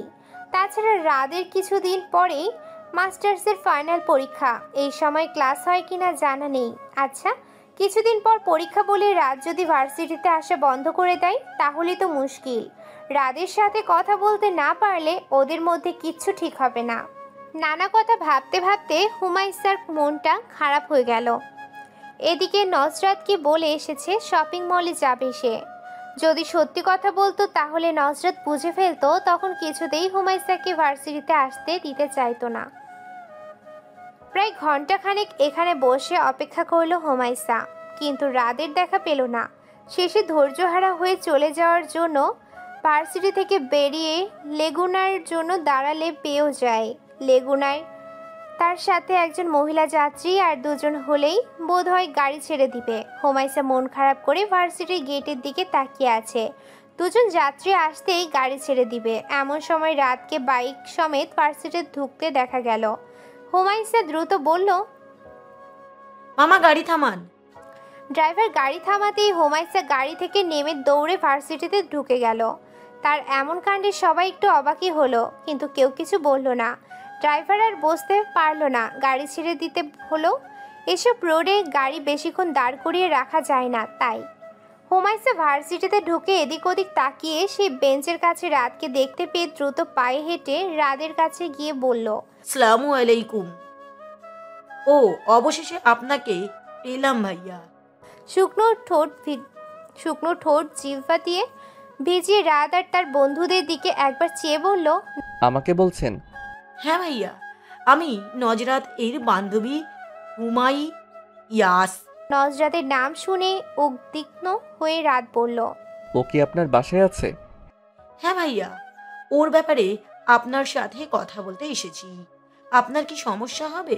হ্যাঁ অবশ্যই, চলেন কোথাও বসে কথা বলি। আচ্ছা। তারপর রাত তার বন্ধুদের বলে হুমায়সাকে নিয়ে ভার্সিটির পাশে একটা ছোট্ট রেস্তোরাঁয় বসে। হুমায়সা প্রথমে বলে, ভাইয়া নজরাত খুব আপসেট হয়ে আছে। আমি ওর থেকেই সব কিছু শুনেছি। তাছাড়া বিয়ের আগে আপনি যখন দেখতে যান তখন আমি ওকে ওভাবে সাজিয়ে দেই। ও লজ্জায় আপনার সামনে যেতে চাইছিল না, সেই জন্যে। এর আগের দিন ভার্সিটিতে বান্ধবীরা মিলে ডেয়ার দিয়েছিল, তাই আপনার সাথে কথা বলতে গিয়েছিল। সব কিছুর জন্য ও খুব লজ্জা পাচ্ছিল, সেই জন্য বিয়েটা ও করতে চাইছিল না। এখন আপনি ওকে ভুল বুঝেছেন। আমি কি বলবো ঠিক গুছিয়ে বলতে পারছি না হয়তো। রাত সবটাই শুনলো এবং বুঝতে পারল। অত্যন্ত ধীরতার সঙ্গে বলল, আমি বুঝতে পারছি সব কিছু। ওর ফোন বন্ধ পেয়ে আমি ওদের বাসায় গিয়েছিলাম। তখন আমার শাশুড়ি মা বললেন ওর কোনো এক বান্ধবীর বাসায় গিয়েছে, কিন্তু ফোন কেন বন্ধ করে রেখেছে বলেন তো? ও কি ভুলে গিয়েছে যে ও এখন বিবাহিত? ওকে ওর হাজবেন্ড খুঁজতে পারে, এটা কি ও বুঝতে পারছে না বলেন? আপনি নাকি কয়েকদিন ওর সাথে কোনো যোগাযোগ করেন নাই, তাই ও ভাবছে আপনি ওর উপর রেগে আছেন, তাই ওর সাথে কোনো যোগাযোগ করছেন না। হ্যাঁ, কিছুদিন ভীষণ ব্যস্ত ছিলাম, তাছাড়া পড়াশোনা আছে, পরীক্ষার তো বেশি দিন নেই। আপনি ওকে বললেন আমি ওর উপরে রেগে নেই, আর ও যেন ফোন বন্ধ না রাখে। আচ্ছা বলো, আজকে তাহলে আসি ভাইয়া। হুমায়সা বসা থেকে উঠতে নিলে রাত দ্রুত বলে ওঠে, সে কি কিছু না খেয়ে চলে যাবেন? কি খাবেন বলেন? না ভাইয়া, এমনিতেই অনেক লেট হয়ে গেছে, আজকে যেতে হবে। না না, তা বললে তো হবে না। আমি অনুরোধ করছি কিছু খেয়ে যান, না হলে আমার খারাপ লাগবে। আচ্ছা তাহলে কোল্ড কফি খাবো। শুধু কফি? হ্যাঁ ভাইয়া, আমি বাসায় যেতে হবে। আচ্ছা, তাহলে নজরাতকে কোনোদিন আসবেন তখন বেশি করে খাবেন। রাত মুচকি এসে বলল, রাদের কথাই হুমায়সা ও মুচকি এসে বলল, ইনশাআল্লাহ। তারপর হুমায়সা কোল্ড কফি খেয়ে রেস্তোরাঁ থেকে বেরিয়ে রিক্সার জন্য দাঁড়ালে রাত নিজেই রিক্সা ঠিক করে ভাড়া মিটিয়ে দেয় রিক্সা চালককে। এতে ভীষণ অপ্রস্তুত হয়ে যায় হুমায়সা। রাতকে বলে, এসবের কি দরকার ছিল ভাইয়া? আমার জন্যই তো আপনার লেট হলো না। আচ্ছা যাই হোক, আপনার বান্ধবীকে মনে করে বলবেন প্লিজ। আচ্ছা বলবো। হুমায়সা চলে যাওয়ার পর রাদু বাসায় চলে যায়। নজরাদের খোঁজ পাওয়াতে এখন শান্তি লাগছে। মনটা কিছুদিন খুব অস্থির লাগছিল তার। ফারুক সাহেব বসে চা পান করছিলেন, এমন সময় জুই আব্বা বলতে বলতে হন্তদন্ত হয়ে ছুটে আসে। ফারুক সাহেব চায়ের কাপ রেখে বললেন, কিরে এভাবে ছোটাছুটি করছিস কেন? ব্যথা পাবি তো। বাবা, খবর শুনেছো? কোটা বাতিলের জন্য ছাত্ররা আন্দোলনে নেমেছে। ভালো কাজে নেমেছে তারা, আল্লাহ তাদের সহায় হন, আমিন। জানিস, অনেক মানুষ আছে যারা মুক্তিযোদ্ধার নামে জালিয়াতি, প্রতারণা ও অসত্য তথ্য দিয়ে মুক্তিযোদ্ধা পরিচয়ে সরকারি ভাতা নিচ্ছেন। তাছাড়া এই কোটা মুক্তিযোদ্ধাদের জন্য বা তাদের ছেলে মেয়েদের জন্যও ঠিক আছে, কিন্তু তাদের নাতিপুতিদের দেওয়া কোনো মানেই হয় না। তাদের যদি মেধা থাকে তাহলে তারা এমনিতেই নির্বাচিত হবে, সেখানে কোটার তো আর কোনো প্রয়োজন নেই। কোটার জন্য অনেক মেধাবী শিক্ষার্থীরা সরকারি চাকরি থেকে বঞ্চিত হচ্ছে। জি বাবা। দিন যত যাচ্ছে কোটা বাতিলের আন্দোলন তত ভয়াবহ রূপ নিতে থাকে। ফারুক সাহেব জুইকে আন্দোলনে পাঠাতে চাইলে লিপি বেগম বাধা দিয়ে বলেন, উম্মি জিহাদ রাদিয়াল্লাহু বলেন, রাসূল সাল্লাল্লাহু আলাইহি সাল্লাম এর জমানায় আমরা 6 জন মহিলা খয়বরের যুদ্ধে শরীক হওয়ার জন্য রওয়ানা হলে রাসূল সাল্লাল্লাহু আলাইহি সাল্লাম খবর পেয়ে আমাদেরকে ডাকলেন। আমরা তার নোরানি চেহারায় গোসবার আলামত দেখছিলাম। তিনি জিজ্ঞাসা করলেন, তোমরা কার অনুমতি লইয়া আসিয়াছ? আমরা বললাম, ইয়া রাসূলুল্লাহ, আমরা পশম বুনিতে জানি, জেহাদে ইহার প্রয়োজন হয়।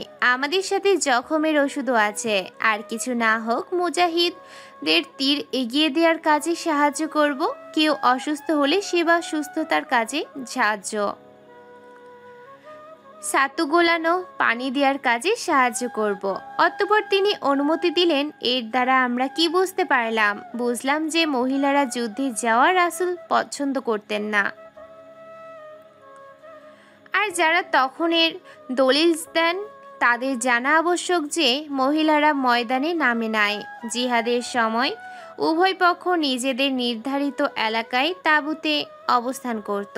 মহিলারা নিজেদের দলের লোকদেরকে সাহায্য করত, নন মাহরামদের গায়ে ধরে ধরে বাঁচাতে নামতো না। আর যখন পর্দার হুকুম নাজিল হলো তখন অনেক কিছুই বদলে গেল। দাসীরা যেত সাথে যেন খেদমত করতে পারে। আবু দাউদ হেকায়াতে সাহাবা। সব জায়গায় ইসলাম টানা লাগে না, আবার কারো কারো কারণে কিছু জায়গায় ইসলামকে টেনে আনা লাগে, তাই টেনে আনলাম আর কি। ইসলামে আবেগের স্থান নেই, থাকলে রাসূলের ইন্তেকালের পর সব সাহাবীর 2 সাইড করার অনুমতি থাকতো। অসুস্থ অবস্থায় ইশারাই হলেও নামাজ পড়া লাগতো না। ডেলিভারি পেন নিয়ে বাচ্চার মাথা বের হয়ে যাওয়া অবস্থায়ও নামাজের হুকুম থাকতো না। রোজা রাখতে না পারলে কাজা বা কাফারা আদায় করা লাগতো না। আমি নামলে বিজয় হয়ে যাবে, ব্যাপারটা এমন না। আগে ধর্ম, এরপর ধর্মের কর্ম। আন্দোলনে নামার দরকার নাই। যখন জিহাদের ডাক আসবে আলেম সমাজ আমাদের ব্যাপারে যেই ফতোয়া দিবেন আমরা তা মেনে নিব ইনশাআল্লাহ। আসমা রাদিয়াল্লাহু এর ঘটনা জানেন না। তিনি রাসূল সাল্লাল্লাহু আলাইহি সাল্লামকে প্রশ্ন করেছিলেন, পুরুষরা জামাতে নামাজ পড়ে, জিহাদ করে, আমরা তো এগুলো করতে পারি না। তখন নবীজি কি বলছিলেন? তিনি বলেন নাই যে আচ্ছা তোমরাও যাও জামাতে নামাজ পড়তে, তোমরাও যাও জিহাদে। উনি বলেছিলেন তোমরা স্বামীর ইতায়াত করো, তাদের সাথে উত্তম আচরণ করো, এগুলো ওই সব আমলের সমান সওয়াব। হেকায়াতে সাহাবা উসদুল গবাদ। জুই তাও মায়ের অবাধ্য হয়ে বলল, অনেক মেয়েরাই তো নেমেছে, আমি গেলে কি হবে আম্মা? যারা নেমেছে তারা কলেজের শিক্ষার্থী। আমিও তো কলেজের স্টুডেন্ট। তারা পর্দার ব্যাপারে জানে বা জানলেও মানে না। তুই তো জানিস, তারপরেও বলছিস কেন? শেষে মায়ের সাথে না পেরে জুই মন খারাপ করে নিজের রুমে চলে যায়। আর ফারুক সাহেব বাহিরে থেকে বের হন ছাত্রদের কোনো সাহায্য করতে পারেন কিনা দেখার জন্য। এদিকে রাত শাহামত এই আন্দোলনে যোগ দিয়েছে শুনে দুশ্চিন্তায় পড়ে রাত দিন আল্লাহ তাআলাকে ডেকে চলেছে নজরাত। নজরাত আন্দোলনে যোগ দিতে চেয়েছিল, কিন্তু তরিকা বেগম কঠোরভাবে নিষেধ করেছেন। তিনি স্বামীকে হারিয়ে নিঃস্ব হয়েছিলেন, এখন সন্তানকে হারাতে চান না।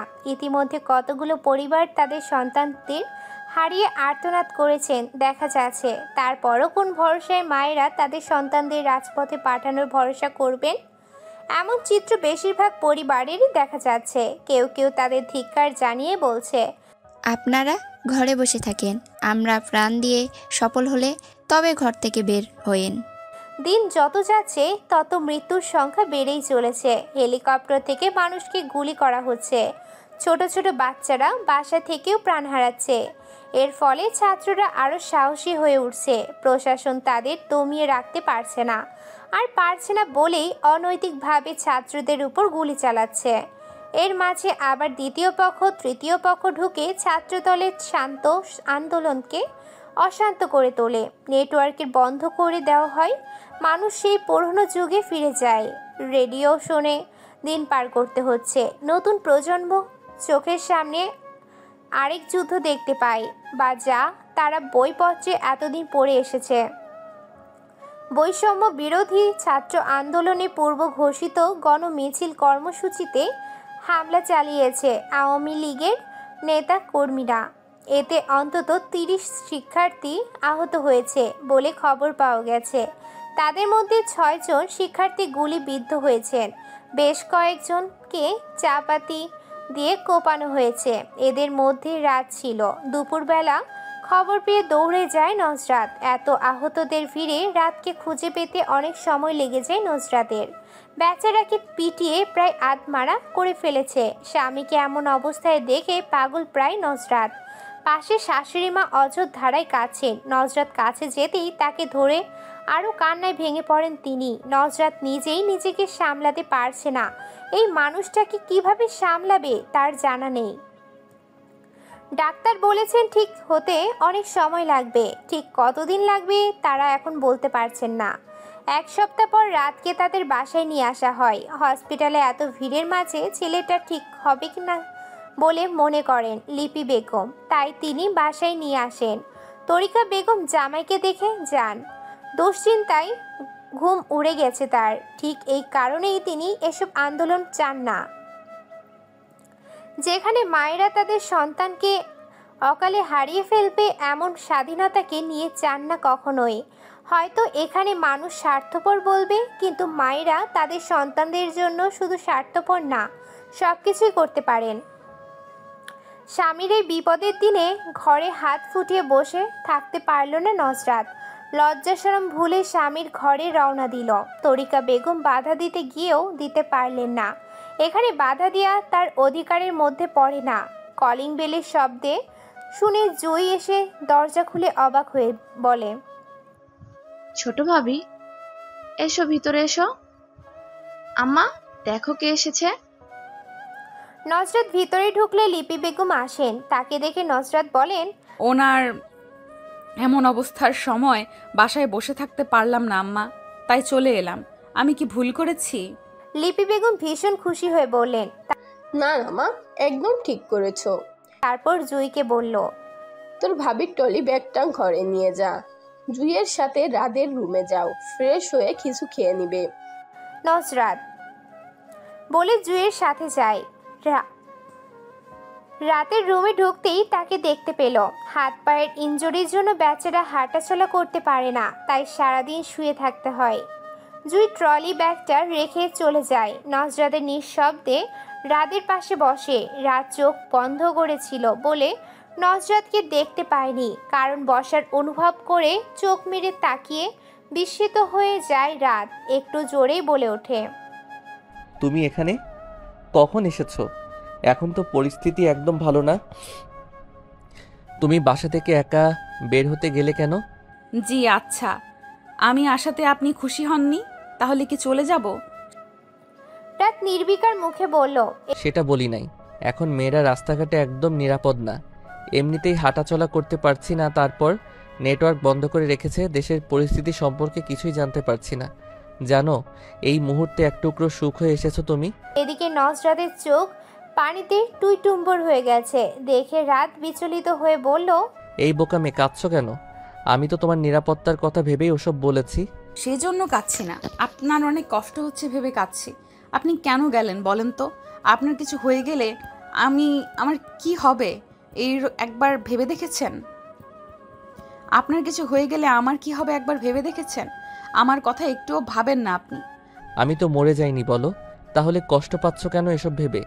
কত ছাত্ররা নিজের কথা না ভেবে আন্দোলনে যোগ দিচ্ছে, প্রাণ হারাচ্ছে। এসব দেখতে গেলে তো আমি কিছুই করতে পারলাম না। সেসব দেখতে গেলে তো আমি কিছুই করতে পারলাম না দেশের জন্য। আমিও তো যেতে পারলাম না। ফেসবুকে আন্দোলন নিয়ে পোস্ট করাতে কিছু লোক হুমকি দিয়েছে। সেসব শুনে আম্মা কিছুতেই যেতে দিল না। মেয়ে মানুষ, তোমার যে কাজ নেই, কখন এসেছো? কিছু খেয়েছো? বেশিক্ষণ হয়নি এসেছি। ও তাহলে যাও, ফ্রেশ হয়ে নাও, ওই যে বাথরুম। আচ্ছা বলে ফ্রেশ হতে যায়। নজরাত ফ্রেশ হয়ে আসলে শাশুড়ি মা তার জন্য চিকেন ফ্রাই করে দেয়। মেয়েটা প্রথমবার তাদের বাসায় এসেছে, তাই মন খারাপ থাকলেও এইটুকু করতেই হলো। নজরাত নিজে খাবার খাওয়ার সাথে সাথে রাদের মুখে একটু করে দিতে থাকে। রাত খাবে না বললেও শোনে না। খাবার শেষে দুজনে মিলে আন্দোলন নিয়ে কথা বলছে। এমন সময় বাহির থেকে আর্তনাদ শুনতে পেয়ে নুসরাত বলল, আমি দেখে আসছি, আপনি থাকুন। ফারুক সাহেব কারুর সাথে ফোনে কথা বলে ধপ করে ফ্লোরে বসে পড়েন। লিপি বেগম দৌড়ে এসে বললেন, রাসেলের বাপ, কি হয়েছে তোমার? এভাবে ফ্লোরে বসে পড়লে কেন? কার সাথে কথা বললে? ইতিমধ্যে জুই আর নসরাতও এসেছে। জুই বাবার পাশে বসে বলল, বাবা, কি হয়েছে তোমার? ফারুক সাহেব খুব কষ্ট করে উচ্চারণ করলেন। আমার রাসেল আর নেই। লিপি বেগমের ভেতরটা ছ্যাদ করে জ্বলে উঠল। উত্তেজিত হয়ে বললেন, কি বলছো তুমি? মাথা ঠিক আছে তোমার? ফারুক সাহেব খানিকটা ক্ষোভ প্রকাশ করে বললেন, তোমার তো কষ্ট হওয়ার কথা না। একটা অন্যায় করেছে বলে ছেলেটাকে বাড়ি ছাড়া করলে। তোমার নাকি লজ্জা হতো এই ছেলেকে নিয়ে, অথচ তোমার ছেলে তোমাকে শহীদের মা বলে সম্মান দিয়ে গেল। লিপি বেগম কান্নায় ভেঙে পড়ে বললেন, ছেলের উপর রাগ অভিমান ছিল, তাই বলে তার মৃত্যুর কামনা করি নাই। মা হয়ে ছেলের মৃত্যুর কামনা কিভাবে করব আমি? আমার অন্তর ফেটে যাচ্ছে। নজরাত লিপি বেগমকে সামলানোর চেষ্টা করছে, কিন্তু ব্যর্থ হচ্ছে। জয়ী তার বাবাকে ধরে কাঁদছে। বাড়িতে পুরো শোকের ছায়া নেমে এসেছে। রাত নিজের রুমে থেকে সবটাই শুনল। শূন্য চোখে উপরের দিকে তাকিয়ে রইল। চোখের কোণ বেয়ে নোনা জল গড়িয়ে পড়ছে তার। নজরত রাতের সাথে রয়ে গেল, আর বাকিরা হসপিটাল থেকে লাশ এনে দাফনের জন্য গিয়েছে। নজরতকে কাছে পেয়ে বাচ্চাদের মতো কান্না করে দেয় রাত। মায়ের আড়ালে বড় ভাইয়ের সাথে ঠিকই যোগাযোগ রাখত সে। ভাইটাকে যে ভীষণ ভালোবাসতো।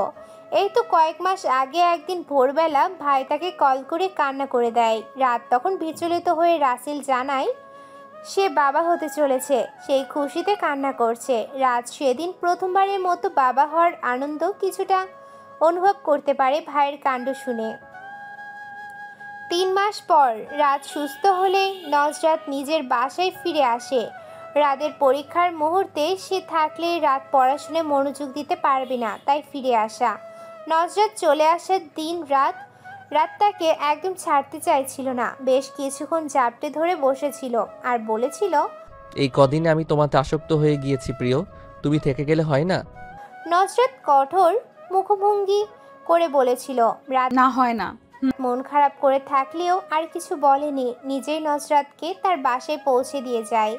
তারপর পড়াশোনায় ব্যস্ত হয়ে পড়ে। এখন আর আগের মতো বন্ধুদের সাথে আড্ডা জমাতে পারে না। ভাইয়ের মৃত্যুতে অনেকটা নীরব হয়ে যায় রাত। রাসেলের বউ 7 মাসের অন্তঃসত্ত্বা লিপি বেগম তাকে নিয়ে এসেছেন। ছেলের মৃত্যুর পর এখন আর কোনো রাগ নেই তার। হয়তো রাসেলের বউ চৈতির সাথে পুরোপুরি স্বাভাবিক আচরণ করতে পারেন না, তবে সময়ের সাথে সাথে ঠিক হয়ে যাবেন ইনশাল্লাহ। তাছাড়া জুই বা জান্নাতকে দিয়ে সময় মতো খাবার দাবার পৌঁছে দেন চৈতির ঘরে। চৈতি সারাক্ষণ মনমরা হয়ে বসে থাকে নিজের ঘরে, বাইরে কিছু নিয়ে তার কোনো আগ্রহ জাগে না। সারাক্ষণ ঘরবন্দি হয়ে থাকতেই ভালো লাগে যেন। রাসেলদের বাড়ি থেকে 10 মিনিটের দূরত্বে একটা বাড়িতে চৈতির বাবা মা ভাড়া থাকতেন। রাসেল ওই পথ দিয়ে প্রতিদিন অফিসে যাতায়াত করত, মাঝে মাঝে চৈতিকে দেখতে পেত, আর সেখান থেকে ভালো লাগা তৈরি হয়। তারপর দুজনের মধ্যে প্রেম। লিপি বেগমকে একদিন জানিয়েছিল তাদের প্রেমের কথা, কিন্তু লিপি বেগম বলেছিলেন, এসব হারাম সম্পর্ক আমি কিছুতেই মেনে নিব না। আমার পছন্দ করা মেয়েকেই তোকে বিয়ে করতে হবে। এদিকে চৈতির প্রচুর বিয়ে আসছিল।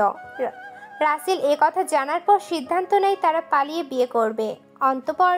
অতঃপর তাই করলো। বিয়ে করার পর লিপি বেগম মেনে না নিলে দুটো রুমের ছোট একটা বাসা ভাড়া করে তাদের ছোট্ট সংসার শুরু করে। খুব আনন্দের দিন পান করছিল তারা। তার মধ্যে নতুন অতিথির আগমন বার্তা সংসারের সুখ দ্বিগুণ হয়ে উঠেছিল। কিন্তু বেশি দিন তা সইল না চৈতির কপালে। রাসেলের মৃত্যু যেন দুমড়ে মুচড়ে শেষ করে দিল চৈতির সুখের সংসার। তার মতে, যেখানে আমার স্বামীকে হারাতে হয় এমন স্বাধীন দেশ তো আমি চাই না। নজরত আবার ভার্সিটিতে যাওয়া শুরু করেছে। এখন আর আগের মতো রাতকে কোথাও দেখতে পায় না সে। আগে বিরক্ত লাগতো, কিন্তু এখন দেখতে পেলে ভালো লাগতো। সবার আড়ালে লুকিয়ে তাকিয়ে থাকতো। কি আর করার, সময় পাল্টে সাথে মুহূর্তগুলো। রাত পড়া শেষ করে রাতে কল করে প্রতিদিন, তাছাড়া আর তাদের মধ্যে কথা হয় না।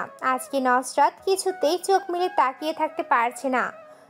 জোর করে সজাগ থাকলে ভীষণ মাথা ব্যথা করে তার, তাই ঘুমিয়ে পড়ল। সেই ঘুম রাত 2টায় একটা স্বপ্ন দেখে ভাঙল। ঘুম থেকে উঠেই সে ব্যালকনিতে চলে গেল। নিচে রাস্তায় কাউকে খুঁজলো। স্বপ্ন দেখেছে রাত এসেছে, এখন ভালো করে খুঁজে বুঝলো এটা তার স্বপ্ন ছিল। রুমে ফিরে এসে কিছুক্ষণ বসে রইল। এখন খিদা অনুভব হচ্ছে, না খেয়ে ঘুমিয়ে পড়েছিল তখন। বাথরুম থেকে চোখ মুখে পানি ঝাপটা দিয়ে এসে বিস্কুটের প্যাকেট নিয়ে বসলো। ফোন ইউজ করছে আর বিস্কুট খাচ্ছে। অনলাইনে গিয়ে দেখলো রাত বেশ কয়েকবার কল করেছিল। নজরাত কল রিসিভ করেনি বলে মেসেজ দেয়। বউ ঘুমিয়ে পড়েছো? মেসেজটা দেখে নজরাতের খুব আফসোস হচ্ছে, কেন সে ঘুমিয়ে গেল। এখনই রিপ্লাই দিল, ঘুমিয়ে পড়েছিলাম। কয়েক সেকেন্ড অতিবাহিত হতে না হতেই কল আসে। কলের শব্দে নজরাত কিছুটা ভয় পেয়ে যায়। নজরাত বুঝতে পারেনি রাত জেগে আছে। তার উপর নিস্তব্ধ রুমে হঠাৎ কলে ভয়ে চমকে ওঠে। নিজেকে সামলে রুমের লাইট অন করে কল রিসিভ করে। রাত বালিশের উপরে উপর হয়ে শুয়ে আছে। নজরাত বলল, আপনি কি ঘুমান নাই এখনো? কেন? না। রাত জেগে থাকলে শরীর খারাপ করবে না? আমার বউয়ের সাথে কথা হয়নি বলে ঘুম আসছিল না। এত তাড়াতাড়ি ঘুমিয়ে গেলে খাবার খেয়েছিলে? ঘুমের জন্য খাবার খাওয়ার সময় ছিল না, তাই এখন বিস্কুট খাচ্ছি। তুমি এমন ঘুম কাতুরে জানতাম না তো। এদিকে তোমার ঘুমের জন্য আমার ঘুমের 2:30টা বেজে গেল। এই দায় এখন কে নিবে বলো? তোমাকে শাস্তি দেওয়া উচিত। ইস, আসছে। আমি কি আপনাকে নিষেধ করেছি ঘুমানোর জন্য? তোমার মতো লবণ ছাড়া তরকারি তার কি বুঝবে? আপনি নিজ থেকেই ঘুমান নাই। হইছে, আমি তরকারিতে লবণ দিয়েই খাই। আপনার মতো মুঠো করে লবণ খাই না। আসছে লবণখোর কোথাকার। আমি যখন পার্মানেন্টলি আপনাদের বাসায় আসবো, তখন লবণ ছাড়া তরকারি রান্না করে আপনাকে খাওয়াবো।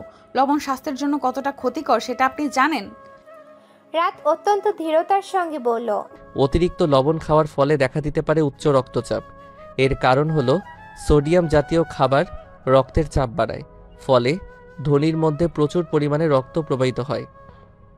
সেই সঙ্গে এই অভ্যাস ডেকে আনতে পারে হৃদরোগ, স্ট্রোক এবং কিডনির সমস্যার ঝুঁকি। নজরাত বিরক্ত মুখে বলল, এসব জানার চেয়েও এসব জানার পরেও কি করে পারেন এত লবণ খেতে? আমি অনেক পানি খাই, সো লবণ আর শরীরে থাকে না, ওটা ড্রেন হয়ে যায়। আপনার এই কচুর মাথার যুক্তি আপনার কাছেই রাখেন। ঘুমাবেন কখন? আমি ঘুমাবো।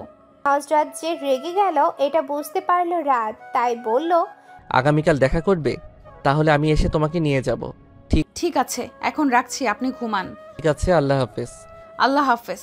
এতদিন ব্যাপারটা আমলে না নিলেও এখন লিপি বেগমের কাছে চৈতির এভাবে ঘরবন্দি হওয়া সুবিধার মনে হচ্ছে না। মেয়েটা এভাবে অসুস্থ হয়ে যাবে তাই তিনি চৈতির ঘরে গেলেন। নাস্তা টেবিলেই পড়ে আছে। এতক্ষণে মনে হয় সব ঠান্ডা হয়ে গেছে। মেয়েটা না খেয়ে জানালার গ্রিলে ধরে উদাস দৃষ্টিতে আকাশের দিকে তাকিয়ে আছে। লিপি বেগমের ভেতরটা যেন কেমন যেন করে উঠল। সেও সন্তান হারিয়েছে, কিন্তু তার বাকি সন্তানদের দিকে তাকিয়ে হয়তো কিছুটা হলেও কষ্ট ভুলে থাকতে পারেন। কিন্তু এই মেয়েটা তো কোনো কিছু বিনিময় সেটা পারে না। তাদের উচিত সবাই মিলে মেয়েটাকে সময় দেয়া, যেন খারাপ চিন্তাগুলো মনের মধ্যে না আসতে পারে। লিপি বেগম দরজায় টোকা দিয়ে ভিতরে ঢুকলো। চৈতির সামনে ঘুরে মাথা নিচু করে দাঁড়িয়ে থাকে। তিনি বললেন, খাবারটা খাওনি কেন? ঠান্ডা হয়ে গেল তো। খেতে ইচ্ছে করছিল না। সকালে ওষুধ আছে না? জি আছে। আমি খাবার গরম করে আনছি, খেয়ে ওষুধ খেও। গরম করতে হবে না, এমনিতেই খেয়ে নিতে পারবো। ভুনা খিচুড়ি আর ডিম ভুনা ঠান্ডা খেতে ভালো লাগে না, তাই লিপি বেগম শুনলেন না। ওভেন থেকে গরম করে আনলেন। বললেন, আমি খাইয়ে দিই। এ কথা শুনে চৈতির চোখ পানিতে চিকচিক করছে। আজ রাসেল এই দৃশ্য দেখতে পেলে ভীষণ খুশি হতো। লিপি বেগম চৈতিকে খাইয়ে দুপুরের রান্নার কাজ শুরু করলেন। কিছুক্ষণ পর চৈতি রান্নাঘরে এসে বলল, দিন সবজিগুলো কেটে দিই। কাজের মধ্যে থাকলেও মেয়েটা একটু স্বাভাবিক হতে পারবে, তাই লিপি বেগম নিষেধ করলেন না। রাত নাস্তা করে নজরাতকে নিয়ে একটা লেকে নিয়ে যায়। বেঞ্চে বসে রাত বলল, 2 দিন পর পরীক্ষা শুরু হবে। পরীক্ষা শেষ হওয়ার আগে আর আমাদের দেখা হচ্ছে না। আচ্ছা, তোমার কি খারাপ লাগবে? আমি অপেক্ষার প্রহর গুনব। যেদিন পরীক্ষা শেষ হবে সেদিন আমাদের দেখা হবে ইনশাল্লাহ। ইনশাল্লাহ। শুনো, তোমাকে একটা ছেলের ব্যাপারে জিজ্ঞাসা করার আছে। কোন ছেলে? নজরত টিভিতে ইসলামিক প্রশ্ন উত্তর অনুষ্ঠান দেখছে। এমন সময় তাদের বাড়িওয়ালার বউ আসেন। এই মহিলাকে নজরতের একদমই পছন্দ হয় না। মহিলার কূটনামিতে জুড়ে নেই। আজকে কোন মতলবে তাদের বাসায় এসেছে আল্লাহ জানেন। এসেই নজরতকে বললেন, কি নজরাত, শ্বশুরবাড়ি থেকে কবে আইলা? এমন প্রশ্নের কোনো মানে হয়? এই নিয়ে বেশ কয়েকবার তিনি জিজ্ঞাসা করেছেন নজরত শ্বশুরবাড়ি কবে যাবে। তখন তাকে তরিকা বেগম স্পষ্টভাবে বলেছেন যে জামাইয়ের পরীক্ষা শেষ হলে নিয়ে যাবে। কয়েক মাস বা এর বেশিও লাগতে পারে।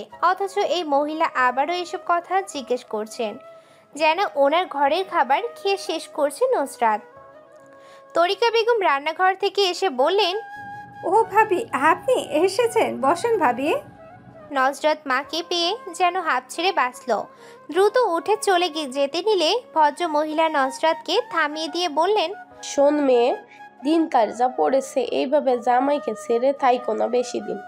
পুরুষ মানুষের মন বোঝাই তো, কোন দিন থেকে কোন দিক চলে যায় তার তো কোনো ঠিক নাই। আজকাল বউ পাশে থাইকাই যে আঁকা ফুমকা করে পুরুষে, তাদের কোনো বিশ্বাসই নেই। মহিলার কথায় নজরত খানিকটা বিব্রত বোধ করে বলল, ওনার পরীক্ষা চলছে, তার মধ্যে আপনি কি সব বলছেন আন্টি? আমি বুঝতে পারলাম আপনি ঠিক কি বোঝাতে চাইছেন। ভদ্র মহিলা আফসোসের সুরে বললেন, বুঝবা, যখন আর সামলাইবার কিছু থাকবো না তখন বুঝবা আমার কথা। নজরত আর কিছু বলল না। নিজের রুমে দরজা বন্ধ করে বসে রইল। মনটা বিষণ্ণতায় ভরে গেছে তার। রাদের উপর পূর্ণ আস্থা আছে তার, কিন্তু এই মুহূর্তে কেমন যেন অস্থির লাগছে। মনকে শান্ত করতে রাদের সাথে কথা বলা প্রয়োজন, তাই কল দিল তাকে। কিন্তু কল রিসিভ করছে না রাত। নজরত আর নিজেকে সামলে উঠতে পারল না। কান্নাগুলো চোখের পানি হয়ে ঝরে পড়া শুরু করে। শেষে বালিশের উপরে মুখ লুকিয়ে ফুপিয়ে কান্না করে। রাতের খাবার খেতে তরিকা বেগম ডাকলেও দরজা খোলে না। রাত 10টার পর রাত নজরাতের ফোন বন্ধ পেয়ে শাশুড়ি মায়ের ফোনে কল করে জানতে চায়, নজরাতের কি হয়েছে, ওর ফোন বন্ধ কেন? তরিকা বেগম কি বলবেন ভেবে পান না, তাই বলেন, ওর বোধহয় মন খারাপ। তুমি চিন্তা করো না বাবা, কিছুক্ষণ পরেই ঠিক হয়ে যাবে। নজরাত পরের দিন সকালে ঘুম থেকে উঠে ফোন অন করে দেখলো রাত অনেকবার কল করেছিল। অনলাইনে গিয়ে দেখে সেখানেও অনেকগুলো মেসেজ দিয়ে রাখছে। নজরাত শুধু মেসেজের রিপ্লাই দিল। ভালো লাগছিল না তাই ফোন বন্ধ করে রাখছিলাম। কিছুক্ষণ পর রাত কল করে, জিজ্ঞাসা করে নাস্তা করছে কিনা নজরাত বলল করেছে। তারপর স্বাভাবিক কিছু কথা বলে রেখে দেয়। ভার্সিটিতে এসে একটা ক্লাসের পর গ্যাপ থাকে, তখন নজরাত বান্ধবীরা মিলে লাইব্রেরিতে বা ক্যান্টিনে বসে গল্পগুজব করে। আজকে লাইব্রেরিতে বসে গল্প করছে তারা। মেয়েদের গল্পগুজবের মধ্যে ফিউচারে বিয়ে নিয়ে আলোচনা থাকেই, এটা কমন ব্যাপার। তো অবিবাহিত যারা, তাদের স্বপ্ন খুব সুন্দর করে সাজবে বিয়ের দিন। আর বিবাহিতদের কথা, সাজগোজ করতে পারলে বলে কিভাবে সেজেছিল, কি জুয়েলারি পরেছিল, আর না করতে পারলে আফসোস করে। এসব আলোচনা শেষে সবাই নজরাতকে ধরল, কারণ নজরাত কিছুই বলছে না, আনমনা হয়ে বসে আছে। মারুফা বলল, এই নুসরাত, তুই তো কাউকে না যেয়ে নিয়ে বিয়ে করে নিলি, শুনছি পরে নাকি উঠিয়ে নেওয়া যাবে। তখন কিভাবে সাজবি প্ল্যান করছিস? আর তখন আমাদের দাওয়াত দিবি নাকি আবারও লুকিয়ে শ্বশুরবাড়ি চলে যাবি? মারুফার কথায় সবাই হেসে দেয়। আরেকজন বলল, এমন কথাই সবাই মুখ চেপে হাসে। এদিকে নজরাত বরকে জানায় এমন কথায়, হাতের নখ খুঁড়তে থাকে। শেষে ভেবে বলে, স্বামী স্ত্রীর গোপন কথা কারোর কাছে বলতে নিষেধ, জানিস না বেদ্যপ মেয়ে কোথাকার। মারুফা বলল, আরে বান্ধবীদের কাছে একটু আধটু বললে কিছু হয় না। বল না কি হয়েছে, কে প্রথম কাছে এসেছে। নজরাত কোরআনের ব্যাখ্যা দিয়ে বলল, সমাজের অনেকেই আছে বন্ধু বান্ধবদের কাছে বাহাদুরি প্রকাশ করতে গিয়ে স্বামী স্ত্রীর একান্ত বিষয় কিংবা পারিবারিক গোপনীয় বিষয়াদি তাদের কাছে বলে বেড়ায়। এটা অনুচিত ও খেয়ানতের কাজ। সাহাবী হজরত আবু সাইদ খুদরি রাদিয়াল্লাহু তাআলা আনহু থেকে বর্ণিত, রাসূল কারীম সাল্লাল্লাহু আলাইহি ওয়াসাল্লাম ইরশাদ করেন, কিয়ামতের দিন আল্লাহর কাছে যে আমানতের খেয়ানত সবচেয়ে বেশি বলে গণ্য হবে তা এই যে কোনো পুরুষ তার স্ত্রীর সঙ্গে মিলিত হয়, স্ত্রীও স্বামীর সঙ্গে মিলিত হয়, অতঃপর স্বামী স্ত্রীর একান্ত বিষয়গুলো অন্যদের কাছে প্রকাশ করে দেয়। স্বামী স্ত্রীর একান্ত বিষয় অন্যের কাছে প্রকাশ করা গর্হিত অপরাধ। ইসলামী বিধানে শুধু স্বামী স্ত্রী নয়, পরিবারের যে কোনো সদস্যের এ ধরনের গোপন কথা প্রকাশ করা খুবই অন্যায়। স্বামী স্ত্রী ও পরিবারের গোপন কথা সংরক্ষিত রাখা ইসলামের অনুপম সৌন্দর্য। তাই এগুলো কেউ কাউকে জিজ্ঞাসা করবি না প্লিজ। আমাদের সকলকেই একদিন মৃত্যুর স্বাদ গ্রহণ করতে হবে, তাই মৃত্যুর ভয় রেখে অন্যায় থেকে নিজেকে সংযত করতে হবে আমাদের। মারুফা এবং অন্যান্য বান্ধবীরা নিজেদের ভুল বুঝতে পেরে তওবা করে বলল, রাদের পরীক্ষা চলছে ৩-৪ দিন গ্যাপ দিয়ে। এদিকে নজরাত যেন ধৈর্যহারা হয়ে পড়ছে। আশেপাশে মানুষ থেকে শুরু করে বান্ধবীরা পর্যন্ত এসব নিয়ে কথা বলছে। তার এসব সহ্য হচ্ছে না একদম। তাছাড়া বিয়ের কতগুলো মাস পেরিয়ে গেল, এখন পর্যন্ত বিয়ে করা স্বামীকে নিজের করে পাওয়া হলো না তার। মাঝে মাঝে মনে হয় সুখের দিন আসার আগেই সে হয়তো মরে যাবে। মৃত্যুর কথা ভাবলে এসব কিছু অর্থহীন মনে হয়। আবার যখন মৃত্যু চিন্তা দূরে সরে যায়, তখন আবার না পাওয়ার আফসোস ঘিরে ধরে তাকে। ইদানিং জিদ ধরে রাদের সাথে ঠিকমতো কথা বলে না নজরাত। রাদের পরীক্ষা শেষ হয়েছে 2 দিন হলো, অথচ নজরাতকে নিয়ে যাওয়ার কথা মুখেও আনে না। এদিকে বড় ছেলে মারা যাওয়ার পর শাশুড়ি মা ও তেমন একটা কথা বলেন না তার সাথে। সব মিলিয়ে তার মধ্যে ভয় কাজ করে। ইদানিং কত বিয়ে ভেঙে যাচ্ছে, 6-7 বছর সংসার জীবনেও ডিভোর্স হচ্ছে। সেখানে তাদের সংসার তো শুরুই হলো না এখনো। এর মধ্যে কিছু হয় তাহলে নজরাতের পরিবার শেষ হয়ে যাবে। ব্যালকনির ফ্লোরে বসে আকাশের দিকে তাকিয়ে আনমনে সেসব কথাই ভাবছে নজরাত। রুমে ফোন বেজে চলেছে। সে কখন থেকে উঠে গিয়ে রিসিভ করতে একদম ইচ্ছে করছে না তার। কয়েকবার কল আসার পর রাফি ফোন নিয়ে এসে বলল, কিরে বয়রা হয়ে গেছিস নাকি? কল আসছে, কখন থেকে শুনতে পাস না? নজরাত ফোন হাতে নিয়ে দেখলো রাত কল করেছে, কিন্তু নজরাত আর কল ব্যাক করলো না। ইচ্ছে করছে না তার কথা বলতে, মনে শান্তি না থাকলে কিছুই ভালো লাগে না। রাতের বেলা রাত আসে নুসরাতের বাসায়। তরিকা বেগম নুডলস আর ডিম আর ময়দার মিশ্রণে চমৎকার একটা নাস্তার রেসিপি তৈরি করে দেন। নাস্তা করে নুসরাতের সাথে একান্তে কথা বলতে নুসরাতের রুমের ব্যালকনিতে যায় তারা। নুসরাত চুপচাপ বসে থাকলে রাত জিজ্ঞাসা করে, ইদানিং তোমাকে কেমন মন মরা হয়ে থাকতে দেখি, কি হয়েছে তোমার? আমার সাথে ঠিকমতো কথাও বলো না। তোমার সমস্যাগুলো তো আমাকে না বললে আমি বুঝবো কিভাবে, বলো তো? নুসরাত ধরা গলায় বলল, সব কিছু বলতে হয় না, বুঝে নিতে হয়। আচ্ছা আমি বুঝতে পারছি না, যেহেতু সেহেতু বলো আমাকে। নুসরাত চুপ করে থাকে। চোখের কোণে পানিতে ভিজে গেছে। বাহিরের আবছা আলোয় সেটা বোঝা যাচ্ছে না। রাত এবার বলল, তুমি যখন বলবেই না তখন আমার বসে থাকার কোনো মানে হয় না। আমি চলে যাচ্ছি, ভালো থেকো। তারপর উঠে চলে যেতে নিলে নুসরাত রাতকে জাপটে ধরে ফুপিয়ে কান্না করে দেয়। রাত বিচলিত হয়ে বলল, আরে কান্না করছো কেন? কি হয়েছে বলবে তো? নুসরাত কান্না মিশ্রিত গলায় বলল, আমাকে আপনার করে নিন, আমি আর এইভাবে থাকতে পারছি না, আমার ভীষণ কষ্ট হচ্ছে। আমি কি তোমাকে ছেড়ে ভালো আছি? কোনো কারণ ছাড়া বিয়ের পর বউকে এভাবে বাপের বাড়ি ফেলে রাখতে কোনো ছেলেই নিশ্চয় চাইবে না। পরীক্ষা চলাকালীন সময় থেকে শুরু করে আজকে 2 দিন একটা চাকরির জন্য দৌড়ে বেড়াচ্ছি, যেন তোমাকে ভালো রাখতে পারি। যদিও ভালো রাখা সম্পূর্ণই আল্লাহ তাআলার হাতে, তবুও আমাদেরকে বসে না থেকে চেষ্টা করার কথা বলা হয়েছে। তার উপর তোমার মোহরানা এখনো পরিশোধ করতে পারছি না আমি। ইদানিং নিজেকে খুব ব্যর্থ মনে হয়। রাত নরম গলায় বলল। নুসরাত ভাঙা গলায় বলল, তোমার মোহরানা দিতে হবে না, মোহরানা মাফ করে দিচ্ছি আমি। তবু আমি তোমার কাছে থাকতে চাই। আশেপাশের মানুষ খারাপ মন্তব্য করে, যেগুলো আমার একদম সহ্য হয় না। মন খারাপ হয়, ভীষণ কান্না আসে। এখন সব কিছু ছেড়ে কোথাও একটা চলে যেতে ইচ্ছে করে, যেখানে কোনো দুঃখ কষ্ট আমাকে ছুতে পারবে না। তাছাড়া বিয়ের পর থেকে সারাক্ষণ আপনার কথা মনে পড়ে, আপনার সঙ্গে একান্তে সময় কাটাতে ইচ্ছে করে, আপনার প্রতি মাথা রেখে রাত পার করে দিতে ইচ্ছে করে। রাত ক্ষীণ একটু হেসে বলল, ওই দিন রাতে তোমার সাথে কথা বলতে পারিনি বলে সারা রাত ছটফট করে ঘুমাতে পারিনি। কেন জানো? কারণ তোমাকে আমি নিজের থেকেও বেশি ভালোবাসি। তোমার সাথে কথা বলতে না পারলে কেমন যেন অস্থির লাগে। আশেপাশের সব কিছু মূল্য থাকে না আমার কাছে। তখন শুধু মনে হয় তুমি আমার সব কিছু। শরীর তখন কেমন যেন খারাপ লাগে, মনে হয় তোমাকে পেলেই ভালো হয়ে যাবে। আমি হয়তো বোঝাতে পারছি না তোমাকে খুব ভালোবাসি আমার বউটাকে।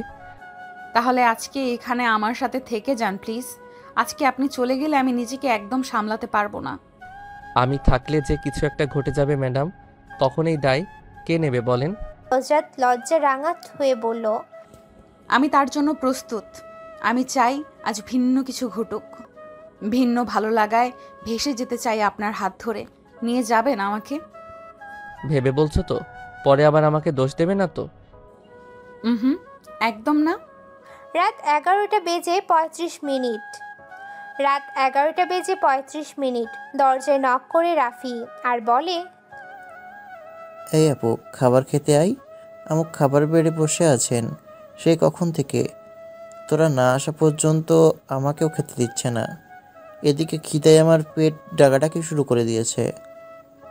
নুসরাত আর রাত হাসি দিয়ে একজন আরেকজনকে ছেড়ে দাঁড়ায়। তারপর নুসরাত গিয়ে দরজা খোলে। রাফি 10টার মধ্যেই ঘুমিয়ে পড়েন। আজকে এখনো জেগে আছে বলে তার চেহারা বাংলার 5-এর মতো দেখা যাচ্ছে। খাবার টেবিলে সবাই খেতে বসলেই রাফি রাতকে বলল, আপনার বউ একটা শেখ হাসিনা, সেটা জানেন আপনি? রাফির কথায় নুসরাত বিষম খেয়ে বলল, তুই একটা পলক বুঝলি, বেদ্যপ ছেলে কোথাকার। রাত ভাই বোনের খুনসুটি দেখে রাফিকে বলল, কেন, তোমার বোন কি করেছে বলো তো? ভাইয়া, আপনার বউ আমাদের বাসায় যে রাজত্ব করে, মনে হয় যেন বাসাটা একা ওর। যেমন শেখ হাসিনা মনে করতেন দেশটা ওনার বাপের, সেজন্যই বলছি। রাফির কথায় খুব হাসে রাত। এদিকে নুসরাত তার ভাইকে ইচ্ছে মতো বকা দেয়। খাবার খাওয়া শেষে রুমে এসে রাত নুসরাতকে প্রিন্স মেরে বলল, শেষে কিনা আমার বউ একটা শেখ হাসিনা। নুসরাত খুব রেগে যায় এ কথা বললে। রেগে ব্যালকনিতে চলে যেতে নিলে রাত পেছন থেকে জড়িয়ে ধরে নিতে যেতে চায়। রেগে ব্যালকনিতে চলে যেতে নিলে রাত পেছন থেকে জড়িয়ে ধরে যেতে দেয় না। তারপর একপাশের চুলগুলো সরিয়ে ঠোঁট ছুঁয়ে দেয়। আকস্মিক এমন উষ্ণ ছোঁয়ায় কেঁপে ওঠে নুসরাত। তারপর শান্ত হয়ে স্বামীর প্রশস্ত বুকে মুখ লুকায়, দুই হাতে গাল আলতো হাতে উপরে তুলে রাত। নুসরাত লজ্জাবতী পাতার মতো মিয়ে যায়, কিছুতেই তাকিয়ে থাকতে পারে না। রাত মুচকি হেসে তার ঠোঁট জোড়া নিজের আয়ত্তে দখল করে নেয়। তারপর দুজন দুজনের স্পর্শে হারিয়ে যায় বহুদূর। এক সপ্তাহ পর পরিবারকে নিয়ে এসে নুসরাতকে নিজের বাসায় নিয়ে যায় রাত। এক বন্ধুর থেকে টাকা ধার করে নুসরাতের মোহরানার টাকা পরিশোধ করে, কিন্তু নুসরাতকে বলে না। আপাতত ছোট একটা কোম্পানিতে চাকরি নিয়ে সরকারির জন্য চেষ্টা করে যাচ্ছে রাত। শুরু হয় তাদের নতুন সংসার জীবন। নুসরাত সবার সাথে মিলেমিশে থাকতে আপ্রাণ চেষ্টা করে চলে। শ্বশুর বাড়িতে মেয়েদের এই এক যুদ্ধ বলে চলে। যদিও ভাগ্য গুণে নুসরাত তার শ্বশুরবাড়ির লোকজন ভালো পেয়েছে, তারাও মিলেমিশে কাজে সব কিছুতেই সাহায্য করে তাকে। চৈতির সাথেও খুব সুন্দর মিলেমিশে থাকে। নুসরাত ছাড়া চৈতির কখন কি প্রয়োজন সব কিছুর খেয়াল রাখে। চৈতির জন্য ভীষণ মায়া হয় মেয়েটার। মাঝে মাঝে চৈতির জায়গায় নিজেকে ভাবলে কষ্টের চোখে পানি চলে আসে। স্বামী ছাড়া একটা নারী কতটা অসহায় তা চৈতিকে দেখে বুঝতে পারে নুসরাত। তাই সবসময় চেষ্টা করে চৈতিকে একটু ভালো রাখার। এক বছর পর চৈতির বাবা মা এতদিনে তাকে মেনে নিয়ে তাদের সাথে নিয়ে যেতে চাইলে লিপি বেগম দিতে অমত করলে ফারুক সাহেব বুঝিয়ে বলেন, তুমি যতই আদর যত্ন করো না কেন, এই সময় তো পার করে এসেছো। জানোই তো মেয়েরা এই সময়ে মায়ের কাছে থাকতে বেশি স্বাচ্ছন্দ্য বোধ করে। এখন তুমি যেতে না দিলে মেয়েটার মন খারাপ হবে। তাই তুমি আর অমত করো না, যেতে দাও। লিপি বেগম হয়তো বুঝতে পারলেন, তাই যেতে দিলেন। তবুও তার দুশ্চিন্তা হয়, যদি চৈতির বাবা মা তাকে দ্বিতীয় বিয়ে দিতে চান তাহলে তার নাতনির যে অবহেলা হবে। আর এটা লিপি বেগম একদম মানতে পারবেন না। এমনিতেই মেয়েটার বাবা নেই, এখন যদি মাকেও হারায় তাহলে মেয়েটা যে পুরোপুরি অনাথ হয়ে যাবে। তাই তিনি ভয় পান চৈতিকে বাপের বাড়ি যেতে দিতে। একদিন নুসরাত চৈতির মেয়ে তাইবাকে নিয়ে আদর করছে, আর তাইবা ছোট্ট ঠোঁট প্রসারিত করে হাসছে। রাত তাইবার গাল ছুঁয়ে দিয়ে বলে, আমাদেরও এমন একটা ছোট্ট মেয়ে বাবু চাই। নুসরাত মুচকি হাসি দিয়ে বলে, আমারও খুব ইচ্ছা, তাই এবার মতোই একটা ফুটফুটে মেয়ে বাবুর। 1 মাস হলো নুসরাত জানতে পারে সে প্রেগনেন্ট। তাই রাত চিন্তিত হয়ে বলল, আচ্ছা, এই শরীরে তুমি পরীক্ষাগুলো দিতে পারবে? 3 মাস তো ফুল রেস্টে থাকতে হয়। উত্তরে নুসরাত বলে, পারবো ইনশাআল্লাহ। পড়াশোনাটা আমি শেষ করতে চাই, প্লিজ আপনি নিষেধ করবেন না। আমি কি একবারও নিষেধ করেছি? এখন তোমার শরীরের কথা ভেবে বলেছি। নুসরাতের এবার 3য় বর্ষের ফাইনাল পরীক্ষা শুরু হতে যাচ্ছে, তাই রাত তাকে তার মায়ের কাছে নিয়ে আসে। যতই হোক শ্বশুরবাড়িতে টুকটাক কাজ না করে বসে থাকা যায় না, এতে নিজের কাছেই খারাপ লাগে। তাছাড়া নুসরাতের এখন রেস্টে থাকা উচিত। সবকিছু মিলিয়ে রাত নুসরাতকে তার মায়ের কাছে নিয়ে আসে। তাছাড়া রাত অফিস শেষ করে রাতে তার বউয়ের কাছে চলে আসে। নুসরাতকে ছেড়ে তার একদম ঘুম আসে না। মাঝে মাঝে সন্ধ্যায় নাস্তার সহ বিভিন্ন বাজার করে নিয়ে আসে শাশুড়ি মায়ের বাসায়। এগুলো তাকে ফারুক সাহেব শিখিয়ে দিয়েছেন। তরিকা বেগম মহিলা মানুষ হয়ে বাহির ঘর দুটোই সামলাতে হয়, তাই ছেলেকে বলেছেন সে যেন কখনো খালি হাতে ও বাসায় না যায়। বাবার কথায় তার উপর শ্রদ্ধায় বুক আনন্দে ভরে যায় রাদের। তাদের বাবা সবসময় চেষ্টা করেছেন ভালো শিক্ষা দেওয়ার, এবং তারাও মেনে চলেছে বরাবর। কথায় আছে, মা যেমন হয় মেয়ে তার তেমন স্বভাব চরিত্র পায়, এবং বাবা যেমন হয় ছেলে তার মতোই হয়। যদিও সবাই হয় না, তবুও বেশিরভাগ হয়। রাত সন্ধ্যাবেলা পিৎজা নিয়ে আসে সবার জন্য, আর নুসরাতের জন্য কাঠবাদাম, কাজু বাদাম আর কিশমিশ নিয়ে আসে। কিন্তু নুসরাত পিৎজা খেতে চাইলে রাত না করে। এই সময় ফাস্টফুড একদম খাওয়া নিষেধ করেছেন ডাক্তার। নজরাত খেতে পারবে না বলে রাতও পিৎজা খেলো না। বাদাম নজরাতকে খাইয়ে দিচ্ছে, সাথে নিজেও কিছু খাচ্ছে। নজরাতের মন খারাপ, কি পিৎজা খেতে পারেন। নজরাতের মন খারাপ, পিৎজা খেতে দেয়নি বলে, তাই তাকে হাসানোর জন্য রাত কিস করতে গেলে নজরাত মাথা কাত করে সরে গেলে রাত হেসে বলল, কিসমিস মানে? এই যে তুমি কিস করতে দিলে না, তাই মিস। রাজ হেসে নিজেই তাকে কিস করে। তখন রাত নজরাতের সামনে কিসমিস ধরে বলে, কিসমিস খাও। নজরাত খেয়ে রাতের বুকে নিজেকে লেপ্টে রাখে আর তাদের বেবিদের নিয়ে বিভিন্ন প্ল্যান করে।